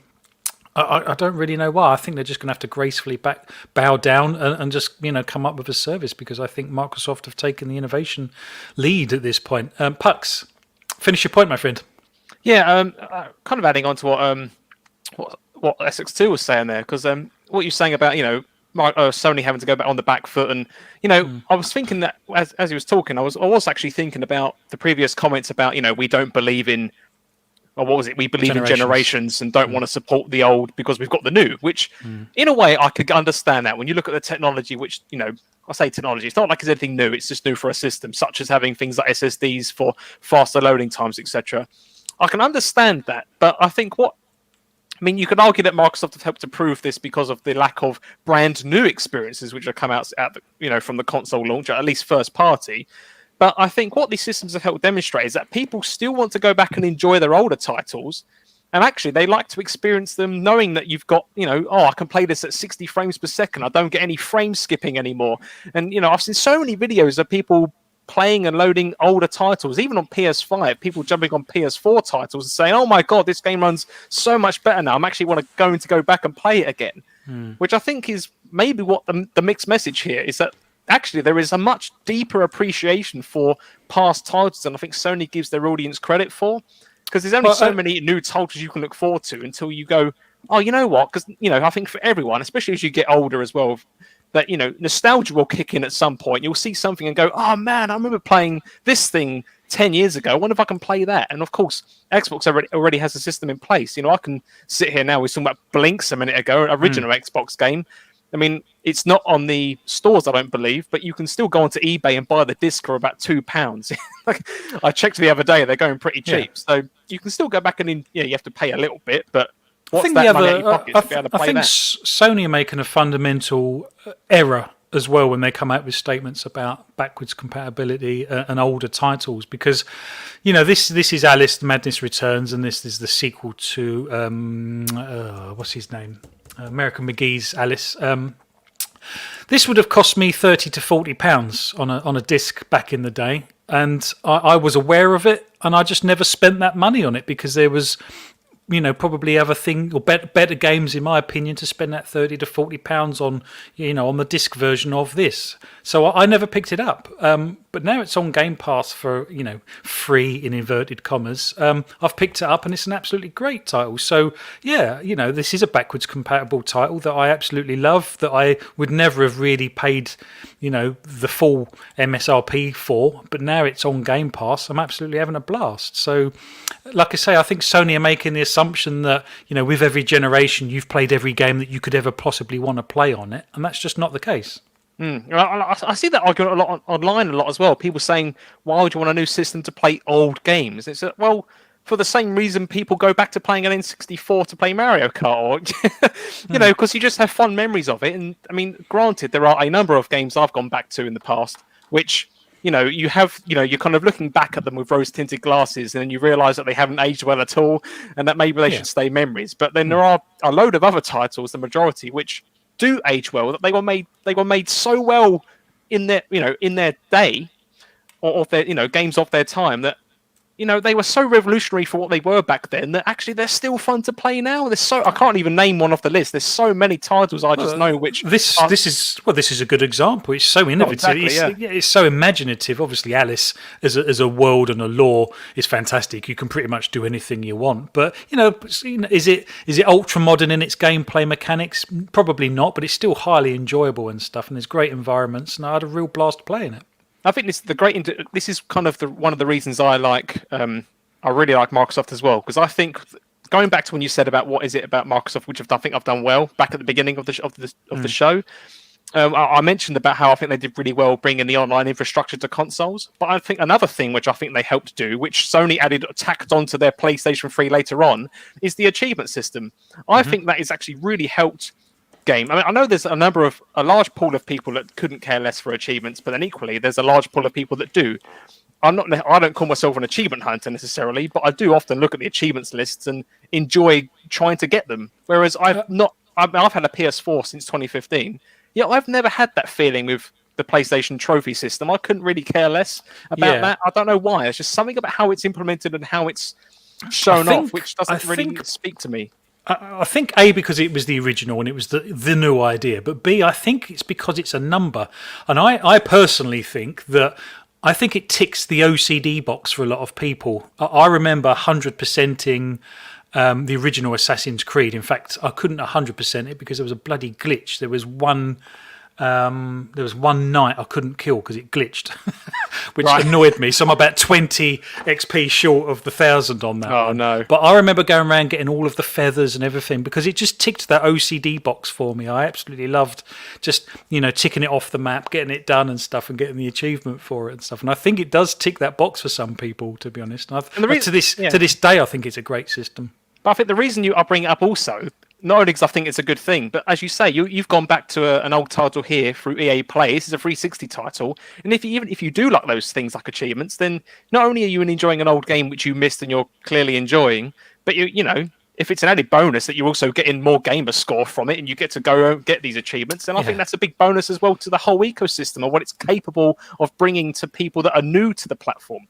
I think the other thing that achievements does is it does if you do care about achievements and you want to get them, it does actually stretch your gameplay a little bit because you did we've both done it, haven't we? What's the Call of Duty 4? What's the prologue bit? Mile High Club on Veteran. I mean, who would have been bothered to do that if there wasn't an achievement in it? To be honest, do you know what I mean? It's the only reason I did it, and I was so pleased after the hundreds and hundreds of attempts that you finally get it, and it does give you that what's the sense term? of achievement. Yeah, and you get to show off in front of your friends as well, don't you? Like just for fun banter as well. Like, I've got this. Let's ask the chat. Who in the chat has the Mile High Club on the original Modern Warfare? Who's got the achievement for that? It's the bit at the end, isn't it, on the plane, and you have to do it in the hardcore. No, veteran. Yeah, and you had to do it under a minute, I believe, was the hard bit. Yeah, no, Gamer, we're not in the Mile High Club. It's no. It's what the achievement was called. Interesting. Right, what's happening in the chat? Just quickly, Pax. The chat's been moving quite quick, so some of these comments are not new, but I'll go over them. So one from earlier from Pong So, who says that Nintendo is a niche, a very large niche. They operate in their own space and are not a direct competitor with anyone, as we've just been discussing about. Sorry, go on. I completely agree. It almost feels like they should, but like you say, it seems like Nintendo have grandfather rights and Sony and Microsoft just respect that and let them get on with it. Yeah, I mean, I'll keep this brief because I know we want to move on, but when you guys were talking about this earlier, I was thinking that in a way, I do think it is Nintendo which has also helped PlayStation, Microsoft thrive in a way.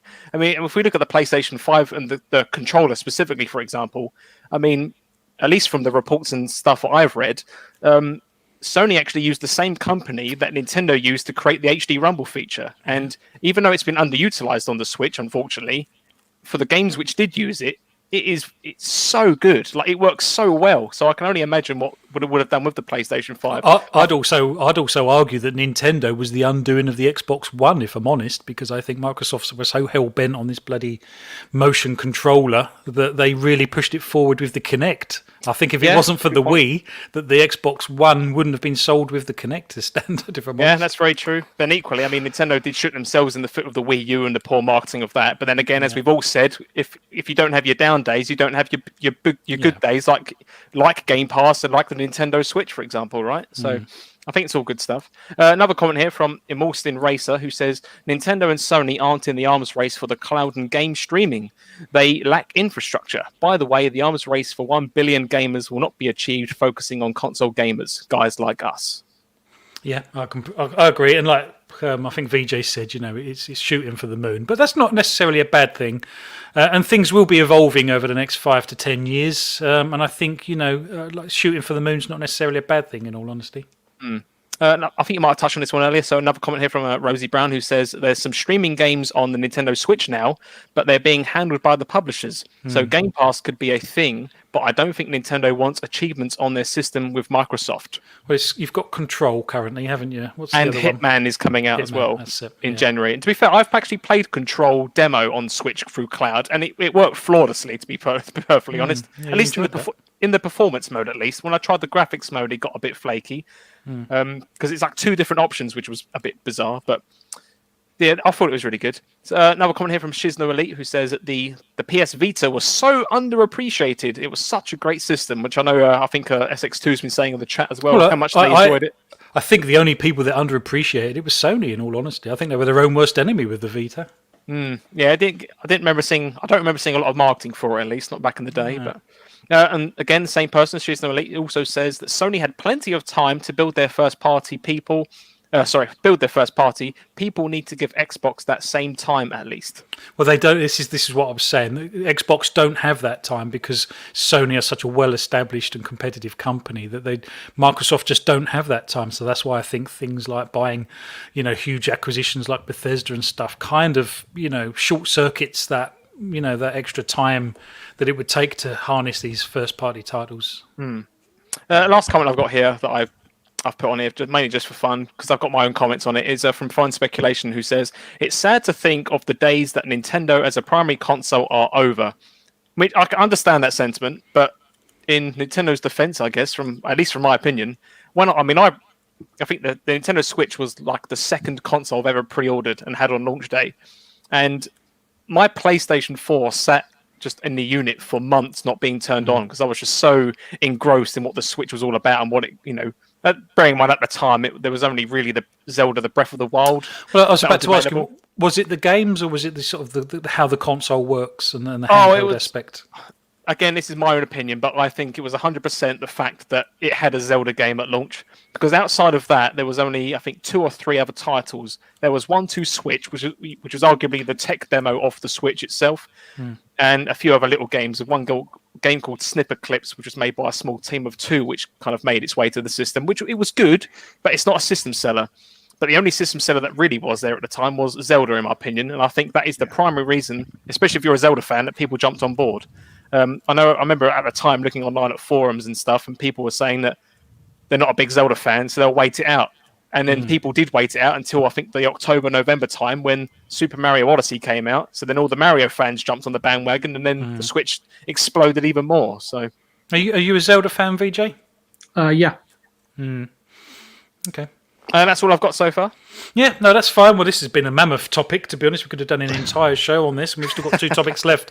So, you know what? I might actually just very quickly glance over the next topic, if that's okay. And this is to do with the Series X and S performance issues that we've been seeing on multi-plat games. I don't want to make a too big a deal of it. I just think the reason I brought it up really is because it's taken a lot of people by surprise, because there is a narrative that Xbox Series X is the most powerful console to date on the planet, as it were, and it's being outperformed by one that's being perceived as, less powerful, certainly in terms of numbers and paper, perhaps. We'll come to you first, Scott, if that's all right. Do you think this is a little bit damaging for Microsoft, and do you think that they're desperately trying to claim the most powerful console narrative back?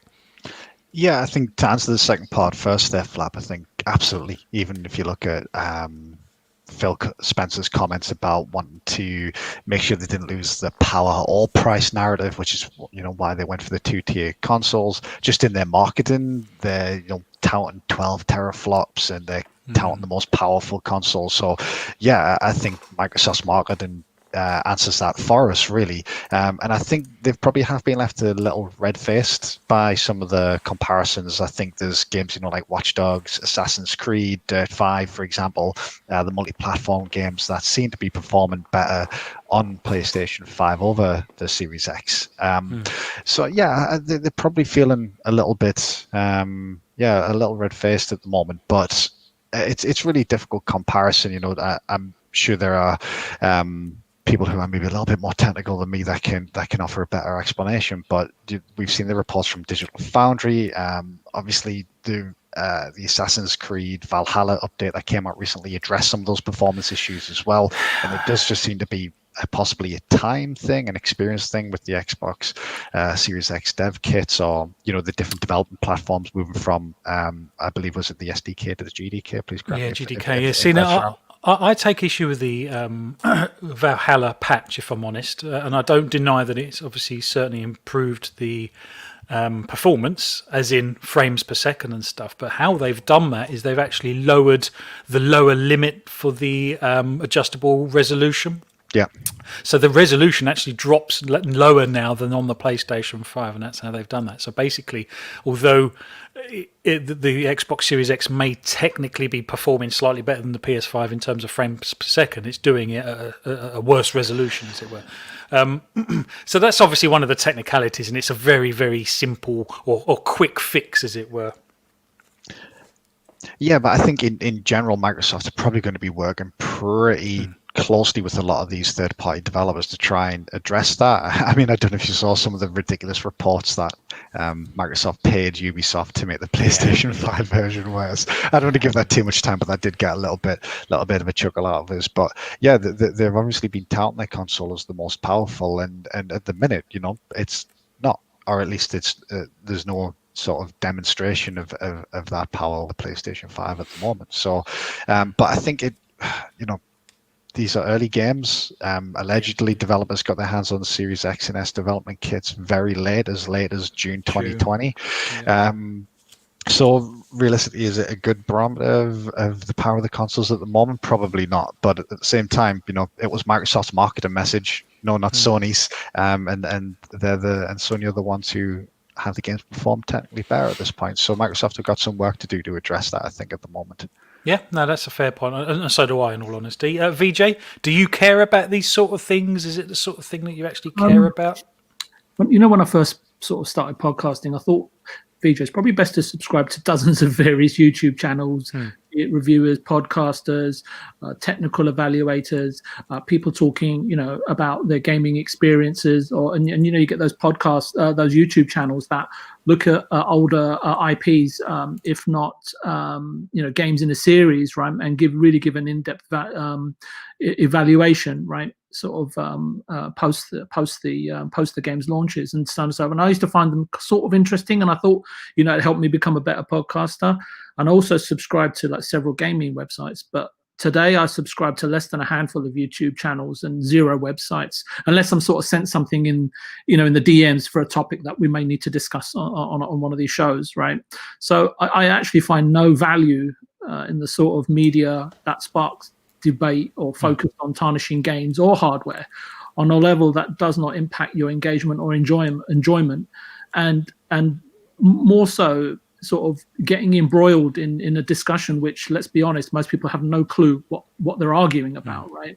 And you don't have to be intelligent to report the news or in fact be a journalist anymore, right? So and I find that more and more, and I don't just mean it in terms of gaming websites, even when I see Forbes or CNN, any of those guys, right? And you kind of know that about me anyway. Look, if you like Digital Foundry, Moore's Law, and obviously the show's good friend Michael at NXG, purely from perhaps a professional or just a curiosity point of view, then go forward and make strides to improve your knowledge, right, and the community's engagement, or ask a question that may lead to improving our experiences. Then I'm all for it. But right now, you got to look at these systems and the games, right? They're third-party games; they're not first-party. So Microsoft can turn the narrative there, and the narrative may be changed in less than 2 weeks, right? Who knows what shenanigans we're gonna see with Cyberpunk, arriving on our doorsteps. Hopefully, fingers crossed. But I don't know how else to describe them, Flat. But for me, it's just really a lot of noise and just drive-by remarks, of which there are thousands, right? Literally, and are really from people who are less than human, right? Inept, and fall into sort of that a mass grave of behavior which depicts, and I've said it before, low rent imagination, intelligence in the majority of cases, really just low rent opinions. Everyone that I have spoken to, be it a PlayStation owner, be it an Xbox owner, loves Valhalla or Watch Dogs, regardless of the bugs and issues. Right? And they're not the only games to have it. And obviously, I do understand the frustration when you invest a lot of time, especially when you don't have a lot of money out nor time, when your saves are not sort of being not being auto saved or registered, right, on the system. And I think that's a fundamental issue that everyone can get behind. And I think those are the issues that we should be talking about, not about what's running better on what system. So Cyberpunk, as I said to you, 2077. If I was a betting man, Flap, I would say it's going to have issues, and is that going to be next up for castigation, right? And I think absolutely ridiculous. So why don't we just sometimes when I look at this stuff, and I have no idea what I was thinking about right now, but it comes back to me, is that why don't we just bring back, burning witches at the stake, up in Oxford, back in like we did in 1600s, right? Or bring back the guillotine in Paris, for a Saturday night out, and having people decapitated. If Cyberpunk 2077 runs better on the Series X, of course, everyone feels a little bit better internally about it. But let's be honest, I watched the Next Gamers sort of post-patch. Is it the post? Yeah, post-patch. And he said, look, there's just really nothing in it, right? It's like 0.02%. Yeah, it was. I mean, really, to me, if CDPR's project and obviously Ubisoft's game, whatever is Valor, and then obviously some Xbox, you'll have to correct me, Flap, if I'm wrong, but the definition of marketing rights in full effect, if Xbox paid enough money to request the publisher to make the Xbox Series X the lead format, that's all. That's what the marketing rights are fundamentally for. If you paid enough, you invoke that your format is the lead format in development if you pay enough. That's not good or bad. That's just, they just want the main resource on it. But however, Sony and Xbox also have engineering teams that they deploy on site when it comes to new hardware generation to ensure the quality of certain games is optimal, and because they are so far more familiar with the R&D and the new hardware. But given Microsoft, but look at Microsoft's situation this time around. They've got 23 first-party studios, right? The engineering is probably going to go to those studios more so than third-party studios, right? What I'm trying to say, I guess the truth is really rarely pure and never simple. And I often say that on the show. And I think we're all fortunate enough to be around to observe and enjoy the continuing advancements and imaginative strides that artists and technology and creative people are providing and making for us. And we talk about this on the show, Flap, quite a lot, Ro, living in a golden age of software. Huxley's said, hey, look, you know what? If I've got a nostalgia, I don't need to plug in an old console. I can actually go and plug in, I can actually play games on my system and through Game Pass or PS Now or whatever.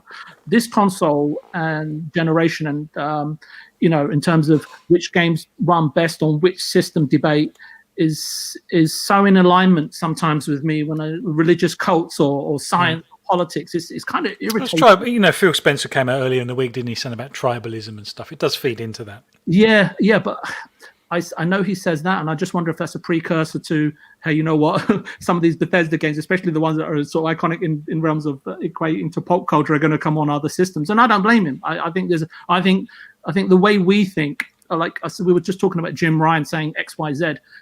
You have to look. It's not about what we think of what he says. You have to think about how he's thinking. You have to look at Sony historically. When they say certain things, it's because they don't want to give an edge to their competitor.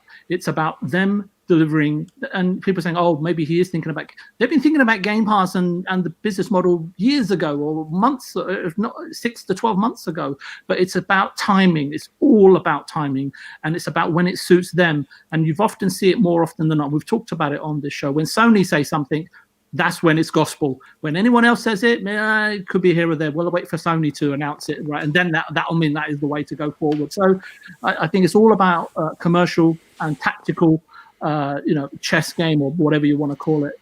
And I think that's pretty important to realize right now, that these guys are all playing the game and they're way, way, way ahead of us, moves ahead of us. And we kind of react when they know exactly what they're doing. I'm not convinced that when a platform holder says something that it's gospel, if I'm honest. I know it's probably the most accurate piece of information at that given time. I'll certainly buy into that. But, there's an element of me that feels like both Microsoft and Sony, to a certain degree, are winging it slightly and just seeing what's happening. And like you say, just adjusting and adapting to the, the external influences. Well, look at the negative. Well, you say that, right? But look at the negativity that was surrounding Phil and Xbox and Aaron Greenberg when they announced that first party games that will not arrive for 2 years, we believe in generations. Sony just kept quiet, right? Even before the Series S was announced, they just kept quiet until the pricing came out, and then they said, oh, by the way, Spider-Man and Horizon Zero Dawn are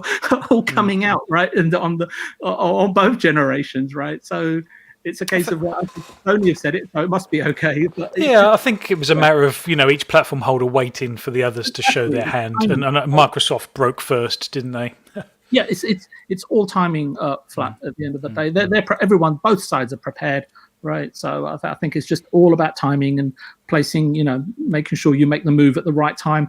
And sometimes, it's the lesser of two evils for these guys, right? No matter what they say, they're going to get castigated. So yeah, I think they're all playing a game. And at the moment, I think you just have to look at the performance at the high level in terms of numbers. I think the systems are really hard to get hold of, and I think they're both keeping elements of their powder dry. But again, just to go back about all this sort of tech talk, I remember, to me, it doesn't matter if a game's running, and there are still people still playing at 1080p and at 30 frames per second, right? And love gaming, right? So I think that's really, really important to remember. Yeah, no, that's a fair point. And like you say, I think the vast majority of people are in that boat. Casual gamers, people that aren't necessarily into the tech and don't care about numbers. Pucks, I know you do care about numbers.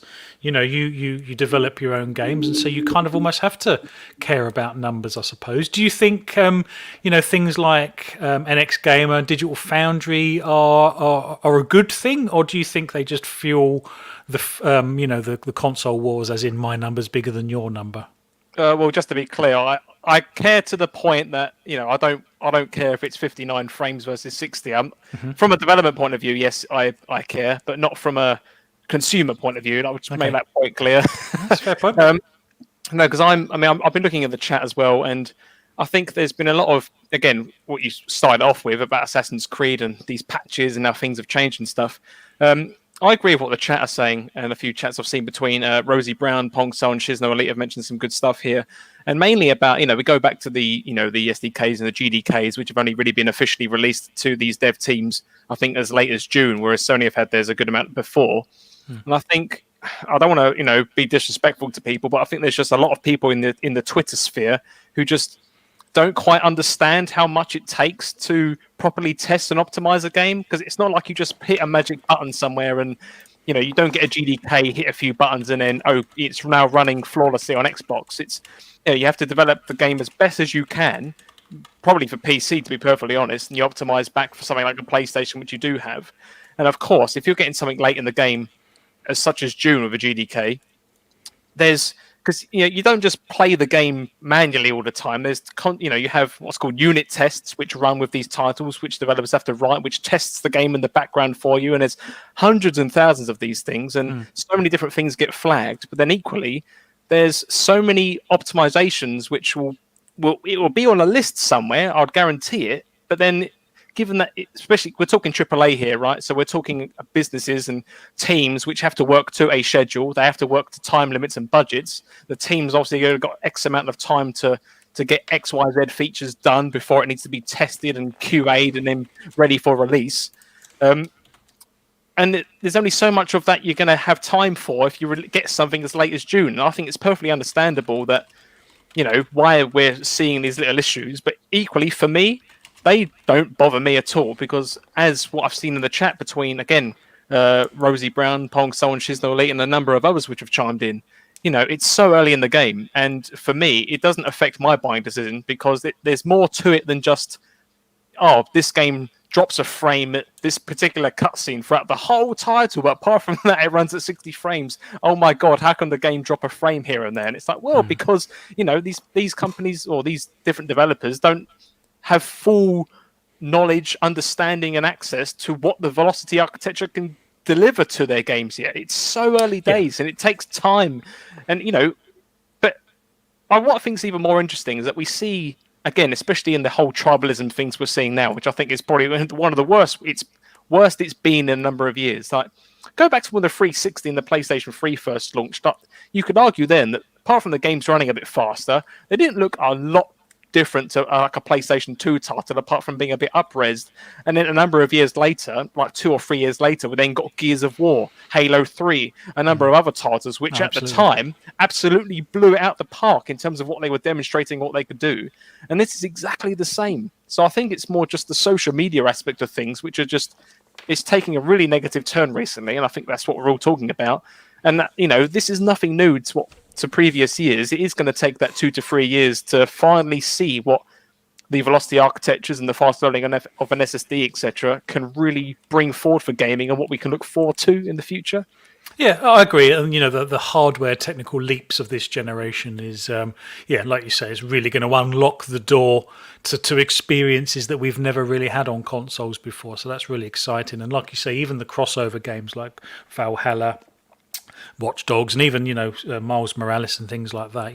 There is still the nod to the previous generation, as it's now called, because obviously there is an overlap, and you have to cater for both. But like you say, once we do break the shackles of the previous generation, and we are purely on the next generation, perhaps things like the medium, even the medium, they would have had their dev kit in June. So is the game going to be fantastically optimized? Not yet, probably. You say that, but the game is coming to PC as well, so you could argue that there might have been a lot of pre-optimizations done beforehand. Perhaps. Well, you could say that. You could say that about any game. And to be honest, I can't remember who said it. I think it might have been VJ saying about who is the lead platform. I'd argue that PC is always the lead platform, because that's how these games are made, essentially, isn't it? On PC, really. Oh yeah, definitely. It's the specs that you aim for that changes, I guess. Can I quickly chime in as well about what you said about the Digital Foundry stuff and that? Because I understand there's a lot of people out there who don't like them for what they do and how they kind of potentially fuel these different wars, and I can understand why. I can see that viewpoint, but I do think there's a space for them, because again, like myself, I watch that content not to drive my buying decisions necessarily, but just for interest, because I like the technical side of things. I have a technical job anyway, outside of gaming, I should add, just to be clear. But I'm in a similar field, so when I looking at things like how the video performs and frame cuts and what the companies are doing, I just find it interesting to watch. An example being, and how I don't think it doesn't really bother me in terms of buying, is I've said many times I love platformers, and Sackboy: A Big Adventure is a game I'm really looking forward to playing. I have no intent of buying a PlayStation 5 anytime soon, yet the game's coming on PS4. I used Digital Foundry as a platform just because they released a video, and I thought, I'll watch that. I want to buy that game just to see how it performed. And they say, on PS4, on the base PS4, it drops down to 900p here and there, and there's some details which have been removed, which I completely understand and know why. But that does not affect me wanting to still play it and get it for PlayStation 4. And I know I'm still going to enjoy the game. And I think many people, in reality, look at these things, because what doesn't help in a way is that channels like Digital Foundry do the pixelated zoom ins at 200%, and they go, you can 800%, you can see it if you zoom in, and it's like, well, but you don't otherwise, so who cares? And freeze frame it and zoom in 800%. All of a sudden, you can see the deficiencies. But like you say, if these things are running 60 frames a second, then who's going to miss one frame of? I completely understand what you mean. And to be honest, I'm the same. I think I like Digital Foundry, and I like the technical side of things. I think there is a little bit of good that can come out of it, because I know things like Dirt 5. There were some anomalies on the Series X, and they fed that back to the developer. And I think the developer they've either made the changes or they're looking into making the changes and stuff. So there is some value in it and stuff. But it does get used as a to flame the console wars, unfortunately. And like I said on one of our earlier shows, all of the time you put a number on something, you can have my number's bigger than your number conversation, and that, again, the war starts again, doesn't it, at that point? But what's the chat got to say, just quickly? Again, I've been doing a bit of talking, so I might have missed some bits here, but fine. It goes back to what I said earlier with so one here from Rosie Brown, who says that companies have to learn how to use the velocity tech correctly, but I wonder if Microsoft will be helping third-party studios for free to fix these issues. And someone like VJ might be better adept here, but I think as far as I understand it, if you're especially a major developer for a platform, I think you do get a lot of support. Anyway, I don't think you pay extra for that support. I believe. Well, the other thing that they don't want is Microsoft don't really want the bad press for Digital Foundry when they do find that that it's dropping frames, tearing screen and stuff. So I think it's in Microsoft's interest to provide that support. And this was all kind of a similar flying conversation. But I've got a comment here from Pong Soul, who says that Sony doesn't adjust their marketing. Xbox needs to continue to show confidence in what they've built and control the narrative. They need to continue to push the most powerful. Yeah, I agree with that. I agree, but they need to deliver on it. It needs to be demonstrably the most powerful. We can't just take everyone's word for it. So perhaps I think here's the problem, right? The narrative, again, they're saying the most powerful, and that's fine for their PR marketing teams to do so. But if you really do speak to people that are actually developing on this product, they will tell you these machines are not astonishingly different, right? And it really does come down to the talent that's utilizing it, right? I mean, I can't play tennis to save my life. You know, I'm more likely to whack myself in the face with the tennis racket than hit the ball. But and I think that with an ex-gamer, what I find with him is that there's a level of integrity there, if you know, and no one disputes that, really. Well, not anyone that I've come across. And I think that Digital Foundry, you know, you've got, and it's just maybe me, but I often find John Lineman, you know, he's obviously always sort of reviewing and previewing and recording primarily PlayStation stuff. And then there's another gentleman, I think he's primarily, you know, focused on Xbox. And I think an interchanging between those two, because anyone who's reaching an audience as large as that they are, I think they don't have to have an obligation, but you prefer them to have an obligation to sort of disseminate the information and then provide it, which I think to a large degree that they do. But I think it speaks to the intelligence of the people that are actually understanding, learning, and acknowledging, but then how they're deploying that information, disseminating and deploying it is the issue. It's not really necessarily what's being reported, if that kind of makes sense. Yeah, no, absolutely. No, it does make sense. And like you say, there's an element of responsibility as well to, like you say, make sure this information is delivered in the correct manner. Yeah. Pucks, are we done with the chat? Just one more here that I have again from Shizno Elite. Again, it kind of reiterates what we've all been talking about anyway. Who says that the series systems will perform better the more devs. Sorry. The series systems will perform better the more devs get to know them. I prefer my Xbox and don't need to know my version plays better than the PlayStation version. I just want people to enjoy games. Yeah, 100% agree with that. Yeah, absolutely, completely agree. I think the velocity architecture in the Series X, I think all first-party titles will be steered to getting the most out of that, and there wouldn't be any reason not to. Third-party titles, yeah, it'd be interesting to see, and obviously second-party titles, things like the Medium. You'd like to think they've got the full backing and support of Microsoft to get the most out of the various hardware advantages that each system has actually. But excellent. Well, thank you, chat. It's been fantastic chat tonight. It's really been, I don't know, the topics tonight seem to have really got the chat engaged, because sometimes we're chatting and we're talking and the chat's kind of talking amongst itself, but you guys have been really interacting with us tonight, so I really appreciate that. We've got one final topic and we'll make this very quick, perhaps almost one question each almost. So let's start with you, Scott, if that's okay. And the topic is, how are we finding the next generation? Now, obviously, on last week's show, you dropped the bombshell that your Series X wouldn't power up or switch on at all. And you went through various fault finding and diagnostics and stuff. And I hear you had to send it back. So what's the latest? Yeah, so anyone that follows me on Twitter will be well aware of the issues I've had, but just for anyone who's not aware, so I'm currently sitting playing with my One X at the moment. I've had to go back to that. So unfortunately, when did the Xbox come out? The 10th, which was the Tuesday. Just to give a little bit more background, it was late as well because Shop 2 got the wrong delivery address. I didn't get mine till the Wednesday on the 11th. Oh, no. And then come Sunday morning, and bearing in mind I'd barely played it that week as well because I'd been busy with work. Come Sunday morning, I thought, right, I'm going to sit down. I'm going to play a little bit more Dragon Ball Z Kakarot because that's all I'm into at the moment.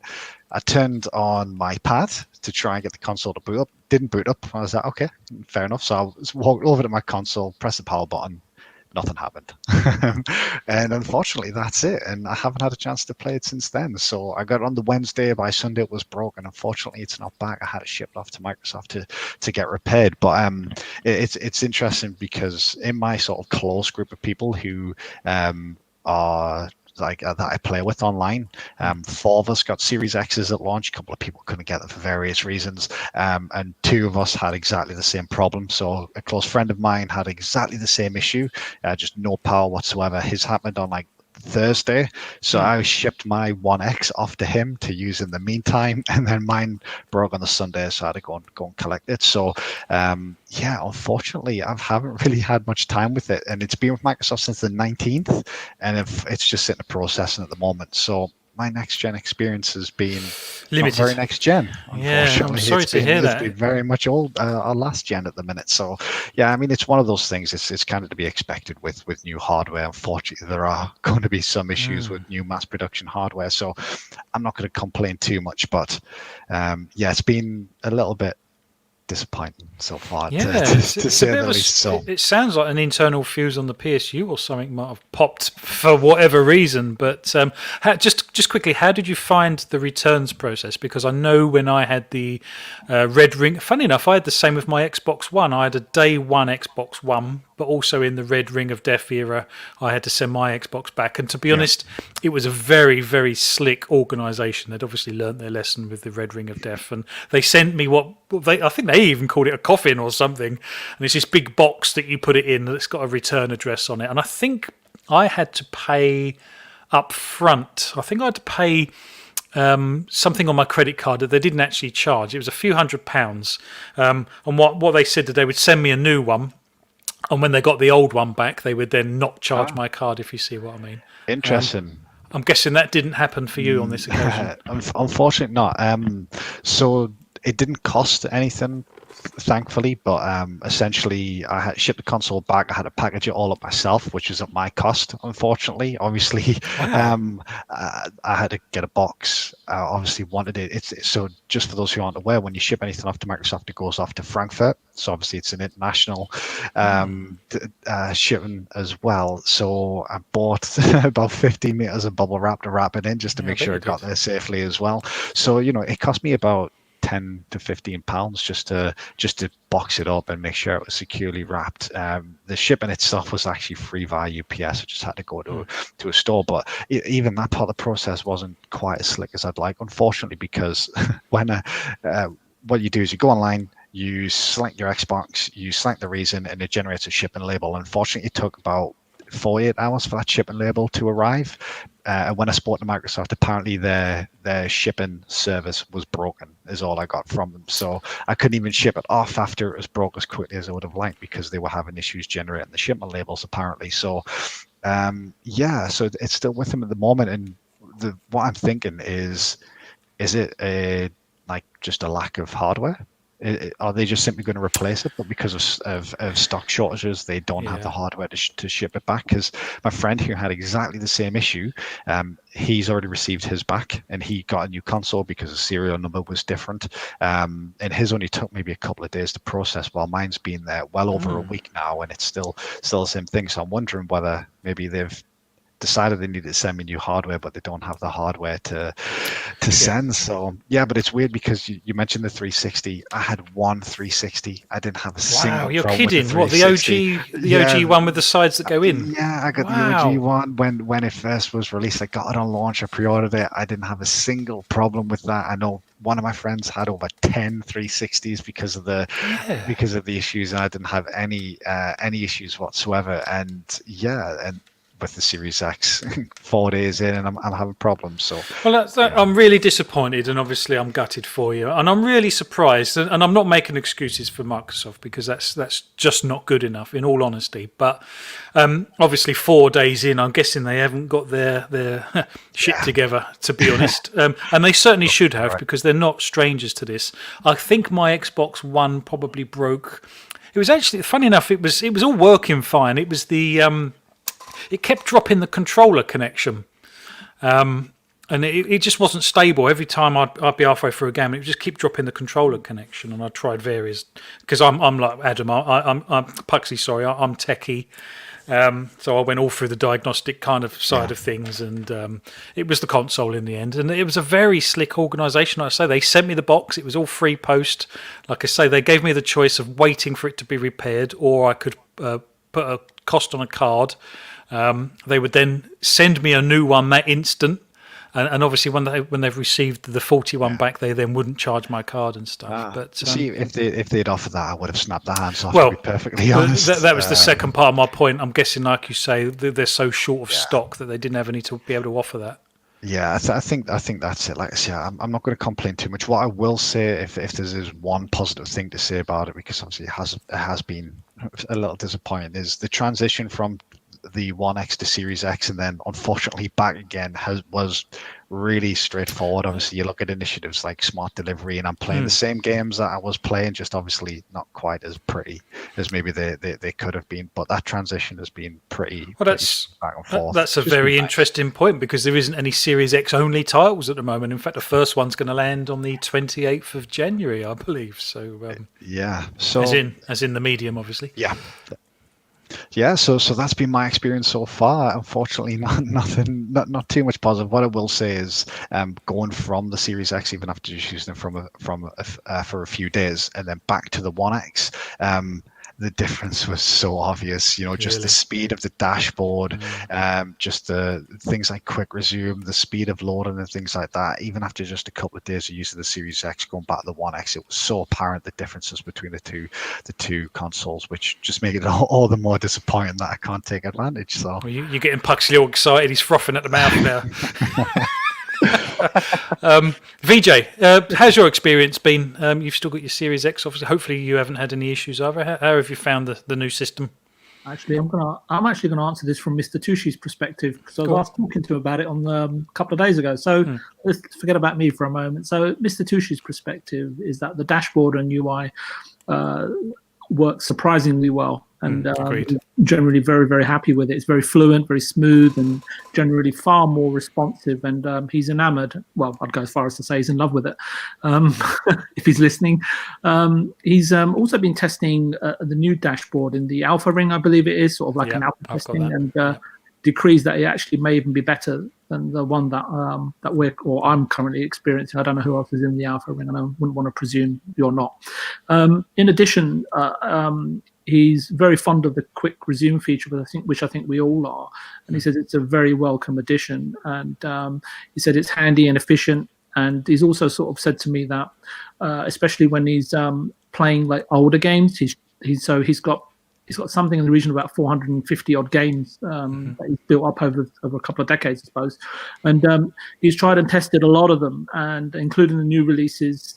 He's been really enjoying Call of Duty Black Ops, I believe it is, Cold War, and Watch Dogs Legion.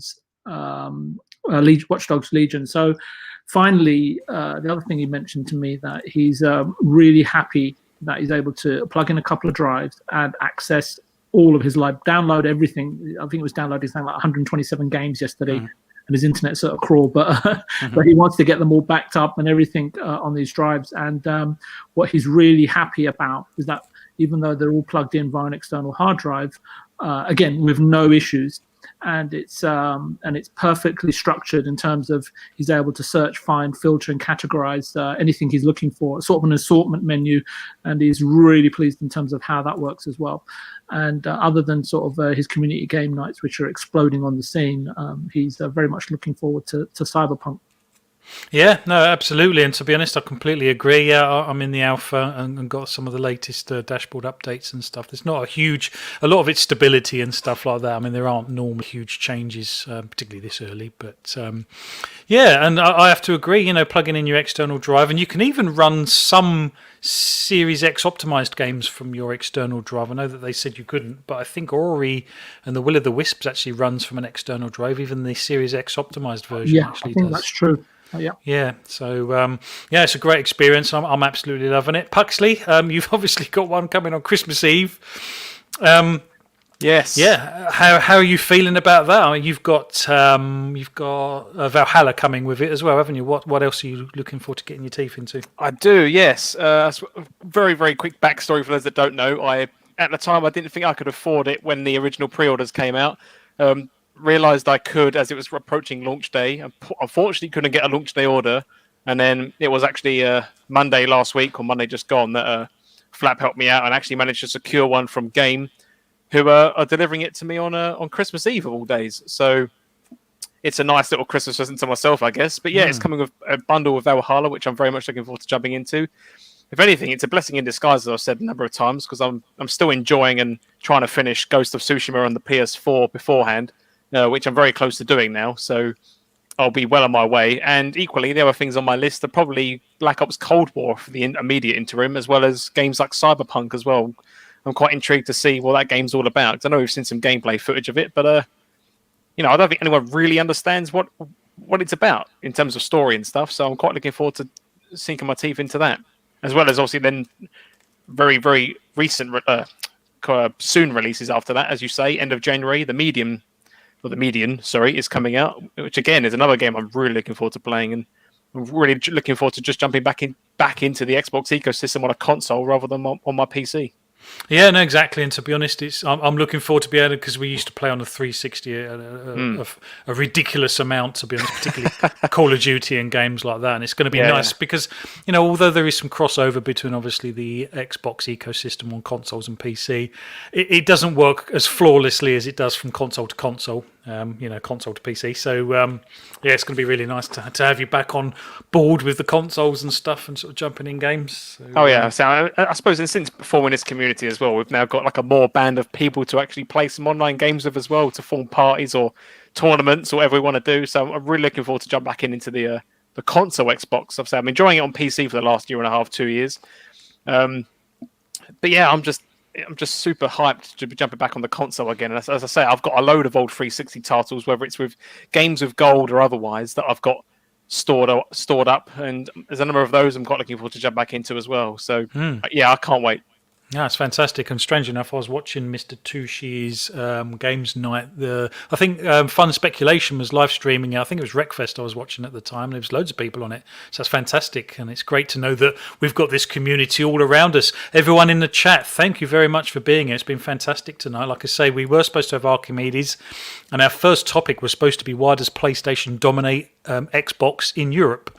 But we had to change kind of at the last moment and just kind of look at why PlayStation dominates Xbox in general. But I do still plan to do the Europe one, and hopefully I might have Archimedes on the show back next week if we're able to get that to happen, and possibly perhaps someone else from mainland Europe, because it'd be nice to have their perspectives on that. Also want to understand why Xbox are focusing on Japan more than they are Europe, given that Europe is a larger market. But perhaps that's one for VJ to answer next time we have this conversation. Puxley, is there anything happening in the chat just before we end the show? There's nothing new that I've said. People just kind of, talking about what we're talking about, and very much sympathising with Scott SX2's unfortunate Series X woes. So hopefully they've all been very nice about it, and hopefully, as we said, Scott will get his Series X very soon and can jump onto the next gen bandwagon, and then I'll join later on. Fingers crossed. Fingers crossed. Well, thank you very much. Thank you very much, chat. It's been fantastic seeing all. We've just had some new names in the chat tonight. It's always great to see new names and interact with people. Please do like, share, and subscribe if you've liked what you've heard tonight. We do tend to get a lot more views, obviously, after the show's gone live. So over the next week or so, the numbers seem to go through the roof. So if you are listening in the future and you are new, please consider liking, sharing, and subscribing. Hitting the bell notification icon, just so you know that when we do go live and we do these shows. Everyone in the panel, thank you for being here. We've all got Twitter handles. They're all in the links in the description below. So if you want to join us or chat with us, DM us on Twitter. Please look below for our Twitter handles and things. Scott, thank you very much for being here. It's always a pleasure, my friend. Well, I appreciate you having me on again, Flap. It's really good to be able to chat with you guys. Obviously, yourself, Puxley, and VG are always there. So thank you very much for having us. I love being in chat as well as being on the show. So yeah, thanks for having me on again. Yeah, no problem. And thank you, VJ. You're, like I say, regular to the show.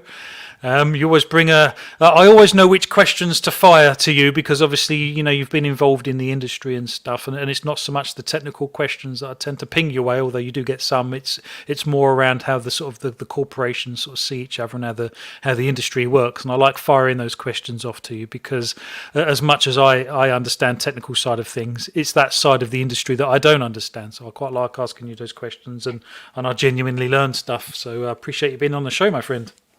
Yeah, no, I really appreciate you having me on. And it was interesting. You were just talking about Microsoft in Japan. I think Japan and Korea combined make up almost probably 30% of the global mobile gaming revenues for stuff that's downloaded, I think, from app stores and Google Plays it.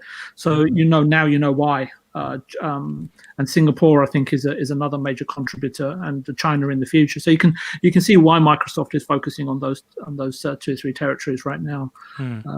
Sorry, I think I hope I haven't destroyed next week's podcast. Well, that's that one done. Then I'll tick that topic off the list. Sorry. No, to be honest, that was one aspect of a larger topic, and I want to come back at you with a few points. But if you want to hear that, ladies and gentlemen, tune in next week, because hopefully we'll be having that conversation then. But thank you for being here, my friend. Yeah, Always no a pleasure. worries. Thank you. And the same for you, Pucks. Thank you for helping me steer the ship. It's quite hard work doing the show and concentrating on what people are saying and looking in the chat, but I really do love interacting with everyone and bouncing ideas and opinions off of each other. And it's not all about being a sounding board or an echo chamber. We do have disagreements on certain issues and stuff, and that's what it's all about. But thank you for being here. Oh, no worries. I very much always love being here every week, talking games and talking about all sorts of stuff, putting our opinions on it. It's what it's all about. We enjoy it. We keep it modest, respectful. We don't have a particular. I know we're Xbox centric, but we support and love everything that's out there, and have no disrespect to anyone and what your opinions are on it. And I think that's what I love about what we do and the community that's kind of grown with us. So very much thank you to the chat as well, and we really appreciate your support. We really do. No, absolutely. Like I say, we've broken over the 600 subscriber mark. That's fantastic. I think we're up to about 618 at the moment. So, the show's going from strength to strength. And to be honest, it's down to you guys. So, really appreciate that. Like I say, if you are new or you haven't subscribed, please consider doing that. We do this every week. So, if you're free next week, we'd love to see you in the chat again, have a listen and stuff. And until then, happy gaming.